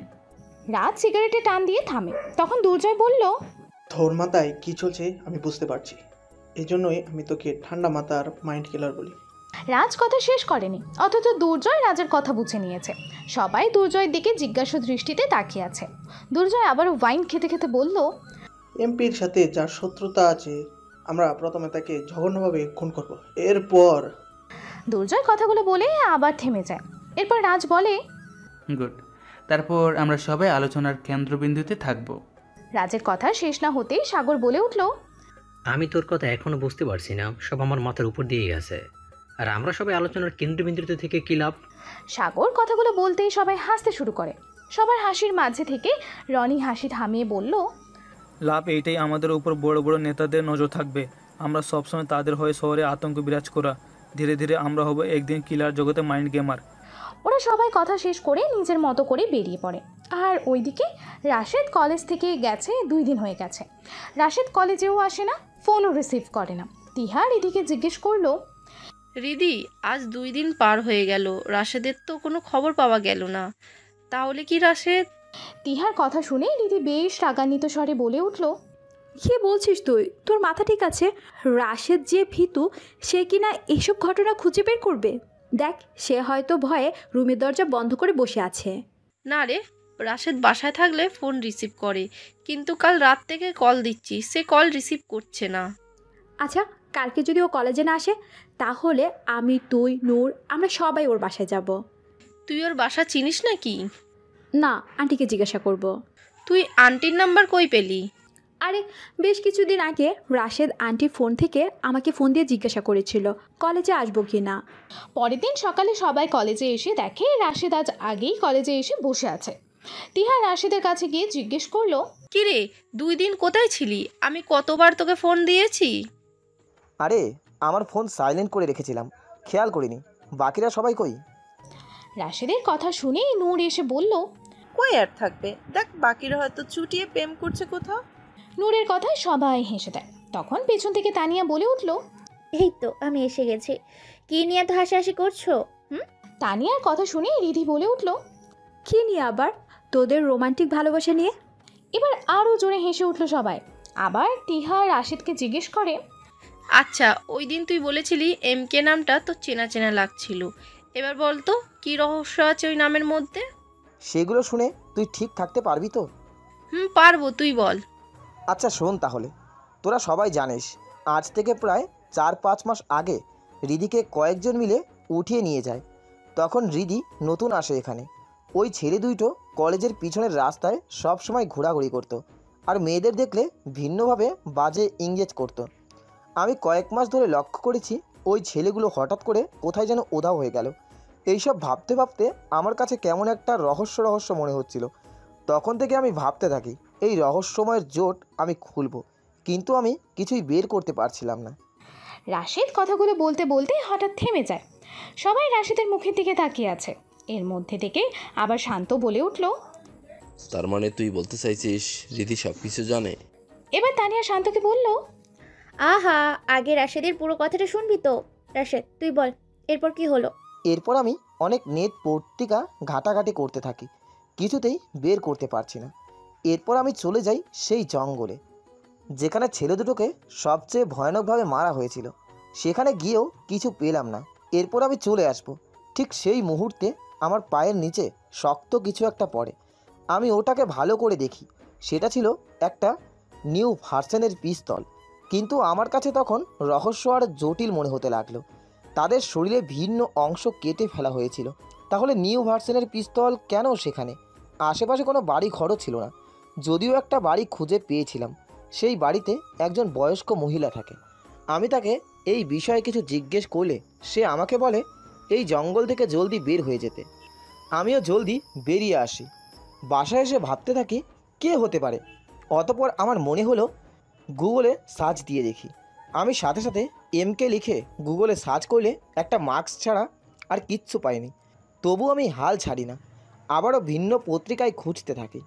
রাশেদ থেমে যায়, কয়েক মিনিট চুপ করে থেকে আবারও বলে, আমি হতাশ হয়ে হাল ছেড়ে দেব। ঠিক সেই সময়ে আমার জিমেলে একটা মেল আসে। মেলটা দেখে কিছু সময়ের জন্য থমকে যাই। এটা কিভাবে সম্ভব? এমকে এর আসল রহস্য আমি খুঁজতেছি, এটা ওরা জানলো কি করে? রাশেদের শেষ কথায় উপস্থিত সবাই জিজ্ঞাসু দৃষ্টিতে তাকিয়ে থাকে। পাশ থেকে তানিয়া বলে উঠল, ওরা কি এমন পাঠিয়েছিল বল? এরপর রাশেদ মেল বক্স ওপেন করে তাদের দিকে এগিয়ে দেয়। শান্ত রাশেদের ফোনটা হাতে নিয়ে মেল পড়তে শুরু করে। তুমি শুধু শুধু নিজের মূল্যবান সময় নষ্ট করছো। মাইন্ড কিলারের শহরে এমকে আবির্ভাব। আমি হিংস্র, আমার মনে না আছে ভালোবাসা আর না আছে মায়া মমতা। বীররা মরার আগে মরে বারবার, সাহসেরা মৃত্যুর স্বাদ গ্রহণ করে একবার। মানুষের মৃত্যু হয় কিন্তু স্মৃতির মৃত্যু হয় না, তা ফিরে আসে বারে বার, মনকে নাড়া দিয়ে যায়। মৃত্যু যতটা না ক্ষতিকারক তার চেয়ে বেশি ক্ষতিকারক হলো মৃত্যুর ভয়। ভালো একটা জীবনের অধিকারী হতে হলে কখনো বলা উচিত নয় যে তুমিও একদিন মৃত্যুবরণ করবে। আমি অনেক খারাপ, আমাকে জানতে এসো না, বিলুপ্ত হয়ে যাবে তুমি। মাইন্ড কিলার, মাইন্ড গেম, মাইন্ড সিটি। শান্ত মেলটা পড়ে ফোনটা রাশেদের সামনে ফেলে দেয়। এবার তানভীর বলল, ভাই তুই এই রহস্যের কথা জানতে চাস না? ওরা বলেছে এমকে এর পুরো নাম। এমকে এর পুরো নাম মাইন্ড কিলার। ওরা সাধারণ মানুষের কোনো ক্ষতি করে না, ওরা শুধু তাদেরকেই ক্ষতি করে যারা অবৈধ টাকার পাহাড় গড়েছে। তানভীর কথাগুলো বলে ক্লাসরুমের দিকে হাঁটা শুরু করে। বাকি সবাই তানভীরের পিছে পিছে ক্লাসরুমের দিকে অগ্রসর হতে লাগলো। সবাই ক্লাসে গিয়ে অবাক হয়ে যায়। 2 মাস পর হঠাৎ রাজ ক্লাসে। রাজ শান্তর দিকে তাকে মুচকি হাসি দিয়ে আবার মাথা নিচু করে নিল। শান্ত কিছুই বুঝতে পারল না। সবাই যার যার আসনে এসে বসলো। একটা ক্লাস শেষ করে সবাই বাইরে যায়, শুধু রাজ একা ক্লাসরুমে বসে আছে। কিছু সময় পর সবাই কলেজ মাঠের দিকে দৌড়ে যেতে থাকে। কলেজ ভিপির ছেলে রানা তানিয়ার ওড়না কেড়ে নেয়। তানভীর রানাকে থাপ্পড় মারে। রানা তানভীরের শার্টের কলার ধরে বলে, শালা বাইনচোদ, তুই আমাকে থাপ্পড় মারিস? আজ দেখি তোর কোন বাপ আছে তোকে আমার হাত থেকে বাঁচাতে পারে। রাজ ওপর থেকে দেখে পকেট থেকে ফোন বের করে কাউকে মেসেজ দিয়ে নিচে আসে। কয়েক মিনিটের মধ্যে 3টা গাড়ি কলেজ ক্যাম্পাসে প্রবেশ করে। গাড়ি থেকে 4 জন লোক নামে, রনি, রোহান, দুর্জয়, ফাহাদ। সবার মুখে কালো মাস্ক, পরনে সাদা শার্ট, কালো প্যান্ট, ব্লু ব্লেজার, হাতে বিদেশি পিস্তল। ফাহাদ রানার সামনে যেতেই রানা বলে ওঠে, কে রে তুই? তোকে তো কখনো এই শহরে দেখিনি। ও বুঝতে পারছি তোরা আমাকে ভয় দেখাতে আসছিস। সাহস থাকলে তোর নাম বল, দেখি কতটা পাওয়ার। রানার কথা শুনে রনি, রোহান, দুর্জয়, ফাহাদও হাসতে থাকে। দুর্জয় হাসতে হাসতে বলে, এমকে কাউকে ভয় দেখায় না, এমকে নামটাই একটা ব্যান্ড। এমকে নামটা শুনে সবাই চমকে ওঠে। রিধি, তিহা, নূর, রাশেদ, শান্ত, তানিয়া, এমনকি সেখানে উপস্থিত সবাই 2 পা পিছিয়ে যায়। তানভীর সাথে সাথে রাজের দিকে তাকায়। রাজ একটা মুচকি হাসি দেয়। রানা ফাহাদের কাছে এসে বলে, ভাই ভাই, আমাকে এবারের মতো মাফ করে দেন, আমি চলে যাচ্ছি এখন। রানা চলে যেতে ধরলে রনি রানার শার্টের কলার ধরে বলে, শোন, এই কলেজে আমাদের বিশেষ একজন আছে। এরপর তোকে আর একবার এই কলেজে দেখলে তোর বাবা শওকত চৌধুরীও তোকে বাঁচাতে পারবে না। রনি, রোহান, দুর্জয়, ফাহাদ রাজের দিকে তাকিয়ে মুচকি হাসি দিয়ে চলে যায়। ওরা চলে যাওয়ার পর শান্ত বলে উঠল, তার মানে এমকে এর লোক কলেজ বা আমাদের সবার উপর নজর রাখে, কিন্তু কেন? আর ওরা আমাদের উপর কেন নজরদারি করবে? শান্তর কথা শুনে সবাই ভাবতে থাকে, নখ কি করতে চাইছে? এমন কথা ভেবে সবারই মাথা উলে যাচ্ছে। এরপর সবাই ক্লাস শেষ করে বাসায় চলে যায়। এভাবে চলে যায় 3 মাস। 3 মাসে রিধি, তিহা, নূর, তানিয়া, তানভীর এদের সাথে যে খারাপ আচরণ করেছে, পরদিন তার মৃতদেহ পাওয়া গেছে কলেজের পিছনের বড় রাস্তার পাশে। একদিন হঠাৎ রিধি রাজের কাছে এসে বলে, রাজ, তুমি ফ্রি আছো? কিছু বলবি তুই? না মানে মানে কি সব না মানে মানে করছিস? কি বলবি বলে ফেল। রিধি একবার রাজের দিকে তাকায় আর একবার তিহা, নূর, তানিয়াদের দিকে তাকায়। তানিয়া ইশারা করে সাহস দিলে রিধি চোখ বন্ধ করে বলে উঠল, রাজ, আমি তোমাকে ভালোবাসি। রিধি কথাটা বলে রাজের সামনে দাঁড়িয়ে আছে। রাজ কোনো রিয়াকশন করছে না। রাজের কাছে গিয়ে রিধি আবারও বলল, আমি কি বলেছি তুমি শোনোনি? রিধির কথায় রাজ এবার মাথা উঁচু করে নরম স্বরে বলল, শুনছি তো। তো আবার কি, আনসার দাও। রাজ রিধির দিকে তাকিয়ে মুচকি হাসি দিয়ে চলে যায়। রিধির প্রচণ্ড রাগ হচ্ছে। রেগে রিধি চেঁচিয়ে বলে উঠল, আমি তোমাকে ভালোবাসি ভালোবাসি ভালোবাসি। রিধির কথা শুনে কলেজের সকল ছাত্রছাত্রী কলেজ ক্যাম্পাসের রিধির দিকে দৃষ্টিপাত করলো। ক্যান্টিন থেকে ইকবাল নামে একটা ছেলে এসে রিধির হাত ধরে বলে উঠল, ও বেবি, যে তোমাকে পাত্তা দেয় না তার পেছনে তুমি কেন পড়ে আছো? বরং তুমি আমাকে সময় দাও, আমি তোমাকে টাকা এবং ভালোবাসা দুইটাই দিব। আমার সাথে চলো বেবি, আমি তোমাকে আজ অনেক আদর ভালোবাসা দিব। তোমার পুরো শরীরে আমার ভালোবাসার চিহ্ন এঁকে দিব। তোর ঘরে মা বোন নেই? কথাগুলো তুই তোর বোনকে গিয়ে বল। সরি, তোর দিকে অনেক তেজ, তুই আমাকে থাপ্পড় মারলি। সো আজ তোকে বুঝিয়ে দিব ইকবালকে থাপ্পড় মারা কতটা ভয়াবহ হতে পারে। কথাগুলো বলে ইকবাল রিধির হাত ধরে টেনে নিয়ে যেতে থাকে। গেটের কাছে যেতেই দেখলো একটা লোক মেইন গেট বন্ধ করে পেছন ফিরে দাঁড়িয়ে আছে। ইকবাল গালি দিয়ে বলে উঠল, এই শালা, তুই কে রে? মরার জন্য তুই গেটের সামনে এসে দাঁড়িয়েছিস? গেটের সামনে দাঁড়িয়েছিল রাজ। রাজ সামনে ঘুরে ইকবালের বুকের ওপর সজোরে একটা লাথি মারে। ইকবাল ছিটকে কয়েক হাত দূরে গিয়ে পড়ে। রিধি রাজের পেছনে গিয়ে দাঁড়ালো। ইকবাল ফোন বের করে কাউকে ফোন দিয়ে বলে, এই তোরা সবাই আমার কলেজে চলে আয়, সাথে ভাইকেও নিয়ে আসিস। ইকবাল কারোর সাথে কথা বলে ফোনটা কেটে দেয়। রাজের দিকে তাকিয়ে আবারও বলে উঠল, একটু ওয়েট কর, কিছু সময়ের জন্য এই দুনিয়ায় আলো বাতাস ভালো করে শরীরে মেখে নে, এরপর আর সময় পাবে না। আচ্ছা তাই নাকি? ডাক, তোর কোন বাপকে ডাকবি, আমিও দেখবো তোর বাপ কয়টা আছে। রাজ কথা শেষ করতে রিধি রাজের হাত ধরে টেনে নিয়ে গিয়ে বলে, রাজ তুমি চলে যাও এখান থেকে, ওর বাবা এমপি, ওরা তোমাকে মেরে ফেলবে। তো রাজ প্লিজ, তুমি আমার কথা শোনো। চুপ, একদম চুপ। রাজ কথাটা বলে শহীদ মিনারের সিঁড়ির ওপর গিয়ে বসে।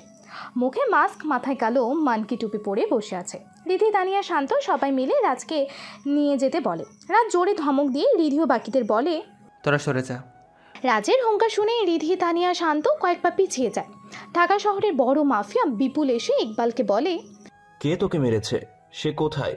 ওই তো ভাই শহীদ মিনারের সিঁড়ির উপর বসে আছে। বিপুল শহীদ মিনারের কাছে গিয়ে শার্টের কলার ধরে একটা থাপ্পড় মারে রাজকে। রাজ সেখানেই দাঁড়িয়ে থাকে। এবার বিপুল রাজের শার্ট ছিঁড়ে ফেলে। শার্ট ছেঁড়ার সাথে সাথে বিপুল রাজের পা ধরে কান্না করে বলতে থাকে, ভাই আমি ভুল করেছি ভাই, ভাই আপনি আমাকে মাফ করে দেন ভাই। কয়েক মিনিট আগেই রাজকে থাপ্পড় মেরে এখন কি এমন হলো যে লোকটি রাজের পায়ে পড়ে মাপ চাইছে? কলেজ ক্যাম্পাসে উপস্থিত সবাই লোকটির কাণ্ড দেখছে। কি হচ্ছে এখানে? সবার মাথার উপর দিয়ে যাচ্ছে সেগুলো। লোকটি রাজের পায়ে ধরে কান্না করেই চলেছে। লোকটি আবারও বলল, ভাই আপনি আমাদের মাফ করে দেন, আমি কথা দিচ্ছি আর কোনোদিনও এই শহরের কারোর সাথে পাওয়ার দেখাবো না ভাই। এই তোরা বাঁচতে চাইলে সবাই এসে ভাইয়ের পায়ে ধরে মাপ চা, নয়তো চলার মতো তোদের পা থাকবে না, খাওয়ার মতো তোদের হাত থাকবে না। রিধি, তানিয়া, শান্ত সবার মাথার উপর দিয়ে যাচ্ছে। তানিয়া বলে উঠল, কি হচ্ছে রিধি? আরে আমিও তো বুঝতে পারছি না, হঠাৎ ওদের আবার কি হলো? আর ওরা রাজের পা ধরে মাফি বা চাইছে কেন? দূর, সব আমার মাথার উপর দিয়ে যাচ্ছে। রাজ আগের মতোই ওরা সবাই রাজের পায়ের কাছে পড়ে প্রাণ ভিক্ষা চাইছে।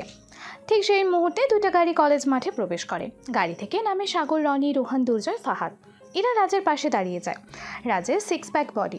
বিপুল রাজের শার্ট টান দিয়ে খুলে দেখে বুকের ডান পাশে আগুন দিয়ে পুড়িয়ে লেখা এমকে। এটা দেখে ওর প্রাণ যায়। সাগর, রনি, রোহান, দুর্জয়, ফাহাদ ওদের দেখে বিপুলের প্রাণ এই বুঝে গেল। দুর্জয় গাড়ি থেকে শার্ট এনে দিলে রাজ পরে নেয়। রাজ সাগরকে বলল, ওদের গায়ে একটা ফুলের ঠুকো দিবি না, পুরনো জায়গায় নিয়ে যা, আমি রাতে আসবো। সাগর মাথা নাড়িয়ে হ্যাঁ বলে ওদের নিয়ে যায়। এরপর রাজ উঠে ক্লাসরুমের দিকে যেতে লাগে। ঠিক তখন রিধি এসে বলে, কে তুমি, কি তোমার পরিচয়? রাজ কোনো উত্তর না দিয়ে একটা মুচকি হাসি দিয়ে ক্লাসরুমে চলে যায়। রিধি রাজের পিছে পিছে যায়। ক্লাস শুরু হতে এখনো 30 মিনিট বাকি, তাই এখন ক্লাসরুমে তেমন কেউ নেই বললেই চলে। রিধি রাজের সামনে গিয়ে আবার জিজ্ঞাসা করলো, কি হলো, তুমি কথা বলছো না কেন? তুমি কে? আর ওরা তোমার পায়ে ধরে কী সব বলছিল? আর এমকে এর লোক কেন তোমাকে শার্ট এনে দিল? সত্যি করে বলো, কে তুমি, কি তোমার পরিচয়? রাজ কোনো কথা বলছে না, চুপচাপ মাথা নিচু করে বসে আছে। তিহা, নূর, রাশেদ, শান্ত, তানিয়া ক্লাসরুমে আছে। রিধি রাজকে 2টা থাপ্পড় মেরে বলে, তুমি কথা বলবে না, তুমি কে কি তোমার পরিচয় বলতে হবে না। রাজ এবার মাথা উঁচু করে। চোখ দুইটায় লাল রক্তবর্ণ ধারণ করছে। রিধি আবার কিছু বলতে যাবে, তার আগে পেছন থেকে তানভীর বলে উঠল, ওকে, কি তার পরিচয় আমি তোকে বলছি। তানভীর কথা বলতেই সবাই তানভীরের দিকে তাকালো। তানভীর রাজের পাশে এসে আবারও বলতে লাগলো, তোরা জানতে চাইছিস না ওকে কি তার পরিচয়? তাহলে আমি বলছি শোন। কয়েকদিন আগে যেই এমকে নামক ভয়ঙ্কর মানুষটির খোঁজ করছিলি না, সেটা আর কেউ না, কিলার জগতের মাইন্ড কিলার এই রাজ মাহমুদ। তানভীর রাজের পরিচয় দিতেই সবাই দুই পা পিছিয়ে যায়। রাজের শান্ত ভয়ে ঢোক গিলতে থাকে। কিলার জগতের নিকৃষ্ট ও ভয়ঙ্কর মানুষটাই এই রাজ মাহমুদ। কয়েক মিনিটের জন্য সবার কথা বলা বন্ধ হয়ে গেছে। নীরবতা ভেঙে তানিয়া বলল, আমি কিছুই বুঝতে পারছি না। তার মানে কলেজের গেটে যে ছেলেটা মেয়েদেরকে র্যাগিং করতো, তাকে রাজ ভাইয়া মেরেছে? হ্যাঁ, শুধু তাই নয়, আজ থেকে প্রায় 8 মাস আগে রিদিকে যে ছেলে 2টা তুলে নিয়ে যায়, তাদেরকেও রাজ মেরেছে। তানভীর কথা শেষ করতেই রাশেদ এসে রাজের পায়ে পড়ে যায় আর বলতে লাগলো, ভাই আমাকে মাফ করে দে, আমি জানতাম না যে কিলার জগতের কিং মাইন্ড কিলার। রাশেদকে উঠিয়ে রীতির সামনে আসে। রীতি কথা বলছে না। রাত জোরে হাসি দিয়ে বেঞ্চে জোরে মেরে বলে, তোমাদের কারো কোনো ক্ষতি আমি করব না। রাশেদ ওদিন জঙ্গলে গিয়েছিল, এটা আমি জানি। আমার লোক তোকে গুলি করতে গিয়েছিল, আমি তাদের বাধা দিয়েছিলাম। আমি ইচ্ছা করেই আমার পিস্তল তোর সামনে ফেলে দিই, যাতে তুই পিস্তলটা নিয়ে জঙ্গল থেকে চলে যাস। কিন্তু তুই জঙ্গলের আরও ভিতরে চলে গেলি। সেখানে ছোট্ট একটা খুঁড়ে ঘর ছিল। বয়স্ক মহিলা তোকে বাঁচিয়ে দিয়েছে। তুই তার কথা শুনে জঙ্গল থেকে না আসলে তুই আর ফিরতে পারতি না। কথাগুলো বলে রাজ থেমে যায়। রাশেদ শান্ত মনে ভাবে, তাহলে কি পুরো শহরটায় মাইন্ড কিলারের আওতাধীনে? রাজ আবারও বলে, সবচেয়ে নিকৃষ্ট আমি। আমার মনে না আছে মায়া আর না আছে ভালোবাসা। রিদি পারলে আমাকে ক্ষমা করে দিও, আমি চলে যাচ্ছি, হয়তো আর দেখা হবে না। রাজ কথাটা বলে চলে যেতে থাকে। রিধি পেছন থেকে রাজকে জড়িয়ে ধরে কাঁদো কাঁদো কণ্ঠে বলে উঠল, আমার প্রিয় জিনিসগুলোই আমার থেকে বারবার কেন হারিয়ে যায় বলতে পারো? আমি তো বেশি কিছু চাই না কখনো, তাহলে আমার সাথে কেন এমন হয়? তুমি আমার আগের রাজ হয়ে আবার আমার কাছে ফিরে এসো। তোমাকে এই কয়েকদিনে যে বড্ড ভালোবেসে ফেলেছি পাগল। রাজ চুপচাপ দাঁড়িয়ে আছে। কয়েক মিনিট পর রাজ কিছু একটা ভেবে বলে উঠল, আমি তোমাকে ভালোবাসি না। আমার জীবন এখন শত্রুপক্ষের বন্দুকের নলের মুখে। আমি চাই না আমার অনাকাঙ্ক্ষিত জীবনের সাথে তোমাকে জড়াতে। এই নিকৃষ্ট জগৎ থেকে তুমি ফিরে এসো। এই জগতে প্রবেশ করা অতি সহজ, কিন্তু বের হওয়া অনেক কঠিন। এখানে মৃত্যু অবধারিত। রাজের মুখে মৃত্যুর কথা শুনে রিধি আরও কান্না করতে থাকে। রিধি কি তাহলে পাবে না রাজকে? রাজ হাসতে হাসতে আবারও বলে, মৃত্যু হলো মানুষের জীবনের একটি সবথেকে কঠিন বাস্তব, যা অবধারিত, কিন্তু মেনে নেওয়া খুবই কষ্টসাধ্য। আপনজনের বিয়োগজনিত ব্যথার থেকে বড় সুখ বোধহয় আর কিছুই হয় না। আমরা সকলে জানি যে মৃত্যু জীবনের অবিচ্ছেদ একটি অংশ, তবুও কিছু কিছু মৃত্যু মানুষকে চূড়ান্তভাবে বিপর্যস্ত করে ফেলে। মৃত্যুতেই অন্ত হয় একটি মানুষের সকল চাওয়া পাওয়া। প্রকৃত মৃত্যু তখনই হয় যখন একজন মানুষের শুভ চেতনার মৃত্যু ঘটে। আপনজনের অকাল মৃত্যুর বেদনা মৃত্যুর সময়ই পতিত হয়। মৃত্যু একটি চ্যালেঞ্জ, যা আমাদের শেখায় সময় নষ্ট না করতে। মৃত্যুকে বরণ করতে সে কুণ্ঠাবোধ করে না। নিজের প্রিয়জনের অনুপস্থিতির শূন্যতা অনেক সময় মনে করায় যে সমগ্র পৃথিবী বুঝি জনমানবহীন। শুধুমাত্র মৃত্যুই জীবনের সর্বাপেক্ষা ক্ষতি করে তা নয়। একজনের মৃত্যুই তখন হয় যখন সে ভিতর থেকে নিঃশেষ হয়ে যায়। আমি অধিক কাছ থেকে দেখেছি আমার মায়ের মৃত্যু যন্ত্রণা। এই হাত দিয়ে আমি আমার বাবাকে খুন করেছি। আদরের ছোট বোনকে কাছে পেয়েও বুকে জড়িয়ে নিয়ে বলতে পারেনি, বোন আমি তোর সেই নিকৃষ্ট ভাই, যার কারণে তুই মা বাবার আদর ভালোবাসা থেকে বঞ্চিত। রাজ কথা শেষ না করতেই তানভীর রাজের কাঁধে হাত রেখে বলে, মন খারাপ করিস না, দেখিস একদিন সব ঠিক হয়ে যাবে। রিধি কিছু বলার আগেই 3টা ল্যাম্বরগিনি গাড়ি এসে কলেজ মাঠে থামে। রাজ গাড়িতে উঠে চলে যায়। পরদিন সকালে রাজ বের হবে, তখন ছোট্ট একটা ছেলে রাজের সামনে এসে বলে, ভাইয়া ভাইয়া আমার আপুকে বাঁচান। কি হয়েছে তোমার আপুর? 3 জন লোক আমার আপুকে মারছে। ছেলেটার হাত ধরে রাজ সামনের দিকে এগিয়ে যেতে থাকে। গিয়ে দেখে 3 জন ছেলে মিলে একটা মেয়েকে থাপ্পড় মারছে আর বলছে, সালে তুই আমাদের সাথে কেন যাবি না? তোকে বলেছি আমরা 10,000 টাকা দেব তোকে। না আমি যাব না, আমার মা অসুস্থ, আমার মাকে নিয়ে হসপিটালে যাব। সালি, তুই আগে আমাদের আনন্দ দিবি, তারপর আমরাই তোর মাকে হাসপাতালে নিয়ে যাব। আর তাছাড়া তুই তো দেহ বিক্রি করিস, তাহলে আমাদের সাথে যেতে তো সমস্যা কোথায়? তোদের মতো কিছু জানোয়ারের বাচ্চারা আমাকে দেহ ব্যবসা করতে বাধ্য করেছে। তোদের মতো বড় লোকের সন্তানরা শুধু পারে। কথা শেষ না হতেই মেয়েটিকে 2টা থাপ্পড় মারে। মেয়েটির ঠোঁট কেটে রক্ত বের হচ্ছে। পড়া থেকে উঠে দাঁড়িয়ে মেয়েটি আবারও বলল, এই সমাজের দিকে তাকিয়ে দেখ, যত মেয়ে বেশ্যা হয়েছে প্রতিটা বেশ্যা হওয়ার পিছনেই তোদের মতো বড় লোকদের কারণেই হয়েছে। মেয়েটার কথা শুনে তাদের মধ্যে থেকে একটা ছেলে মাথা নিচু করে নেয়, আর একটা ছেলে বলে উঠল, সালি, তোর নাটক বন্ধ কর। আজ আমার মাথা ঠিক নাই, আজ তোকে আমার চাই, মানে চাই। ছেলেটির কথায় মেয়েটা ছেলেটার পায়ে ধরে আকুতি মিনতি করতে লাগলো। ছেলেটি মেয়েটার কথা না শুনে মাথার চুল চেপে ধরে গাড়িতে ওঠাতে যাবে, ঠিক তখন রাজ তাদের সামনে গিয়ে দাঁড়ায়। রাজের হাতে পিস্তল দেখে ছেলেগুলো মাথা নিচু করে সেখান থেকে চলে যায়। রাজ মেয়েটিকে বাড়ি পৌঁছে দেয়। মেয়েটি রাজের দিকে করুণ দৃষ্টিতে তাকিয়ে বলে উঠল, ভাইয়া আপনাকে ধন্যবাদ দেওয়ার ভাষা আমার কাছে নেই, আপনি না থাকলে আজ হয়তো। কথাটা বলেই কান্না করতে থাকে। রাজ মেয়েটাকে জিজ্ঞেস করে, ওরা কী সব বলছিল? তুমি ওদের অনেক কথা বলেছিলে, আমি যা বুঝলাম তুমি। জি ভাইয়া, আমি বাধ্য হয়ে এই পথে নেমেছি। আমার বাবা রোড অ্যাক্সিডেন্টে মারা যায়, এরপর অসুস্থ মা আর এই ছোট্ট ভাইয়ের দায়িত্ব আমার উপরে পড়ে। আমি অনেক জায়গায় কাজের চেষ্টা করেছি, কিন্তু এই সমাজ আমার দিকে কুদৃষ্টিতে তাকাতো। আমি লেখাপড়া জানা সত্ত্বেও কোনো কোম্পানিতে আমার চাকরি হয়নি। সবাই শুধু খুঁজেছে কাজের অভিজ্ঞতা, আবার কেউ বলেছে তাদের সাথে রাত কাটালে আমার চাকরি হবে, নয়তো হবে না। এরপর আমি চাকরির ইন্টারভিউ দেওয়া বাদ দিয়ে দিলাম। 2 দিন ঘরে বসে থাকলাম, কিন্তু মা দিন দিন অসুস্থ বেশি হতে থাকলো। পাশের বাসার এক খেলার সাহায্যে মোমিন এমপির বাসায় বুয়ার কাজ নিলাম। 1 মাস কাজ করার পর এমপির ছেলে টুলু বিদেশ থেকে বাসায় ফেরে। কয়েকদিন পর টুলু আমাকে বলে তার রুমে চা দিতে। আমি চা দিতে গেলে এমপির ছেলে আমার সাথে। কথাগুলো বলে মেয়েটা আবারও কান্না শুরু করে। 1 মিনিট পর আবারও বলে, এরপর থেকে প্রায় সময় জোর করে আমার সাথে বাজে কাজ করত। একদিন তার বন্ধুরা সহ জোর করে আমার সাথে বাজে কাজ করে। এরপর আর কি, এরপর থেকে সবার চোখে আমি হয়ে গেলাম বেশ্যা। যেখানে যাই সেখানেই আমার দিকে কুদৃষ্টিতে তাকায়। মেয়েটার কথা শুনে রাজের কথা বলার বাকশক্তি হারিয়ে গেছে। কয়েক মিনিট চুপ থেকে রাজ বলে, কালকে এই ঠিকানায় গিয়ে আমার কথা বলবা, সেখানে তোমার ভালো চাকরি হয়ে যাবে, আর কোনো সমস্যা হলে আমার নাম বলবা। এরপর রাজ সেখানে থেকে চলে আসে। অন্যদিকে রিধি রুমের দরজা বন্ধ করে রাজের ছবির দিকে তাকিয়ে কান্না ভেজা কণ্ঠে বলে, তুমি কেন বুঝছো না? আমি যে তোমাকে অনেক ভালোবেসে ফেলেছি। তুমি যেমনই হও না কেন, আমার শুধু তোমাকেই লাগবে, শুধু তোমাকেই লাগবে। রিধি মনের অজান্তে কখন যে রাজকে এতটা ভালোবেসে ফেলেছে রিধি নিজেই জানে না। রাজের বলা প্রত্যেকটা কথা রিধির মন ছুঁয়ে যায়। আসলে এই ছেলেটা একদম ভিন্ন, আর কথা বলে সবার থেকে আলাদা। এজন্যই তো রাজের প্রতি সবার এত আকর্ষণ। সবসময় কেমন রহস্য করে কথা বলে।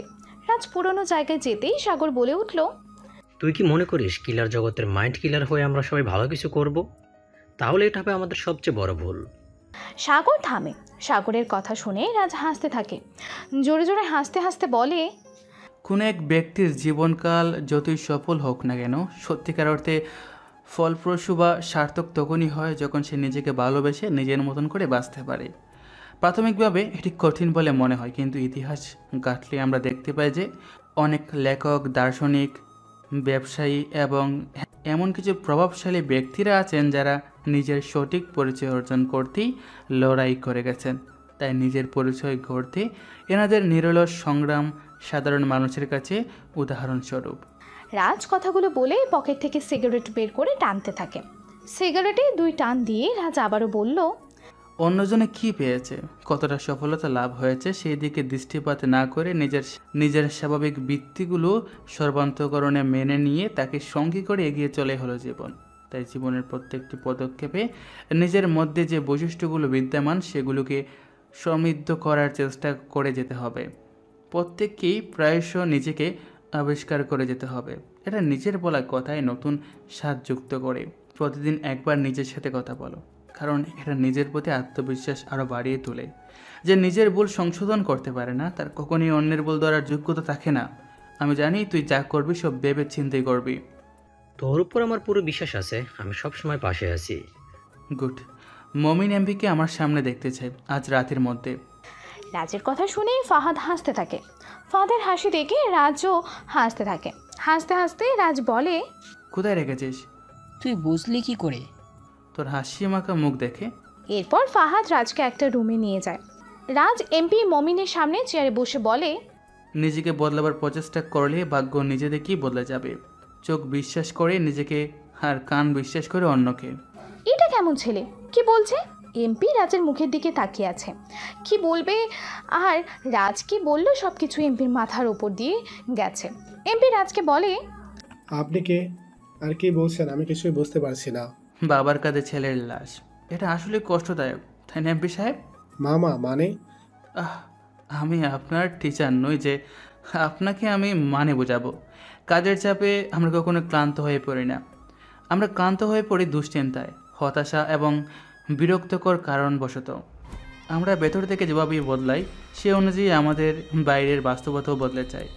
ছেলেকে সাবধান করবেন, এরপর যদি কোনো মেয়ের দিকে তাকায় আপনার ছেলের হাত পাবেন তো পা পাবেন না। ফাহাদ ওনাকে ছেড়ে দিয়ে আয়।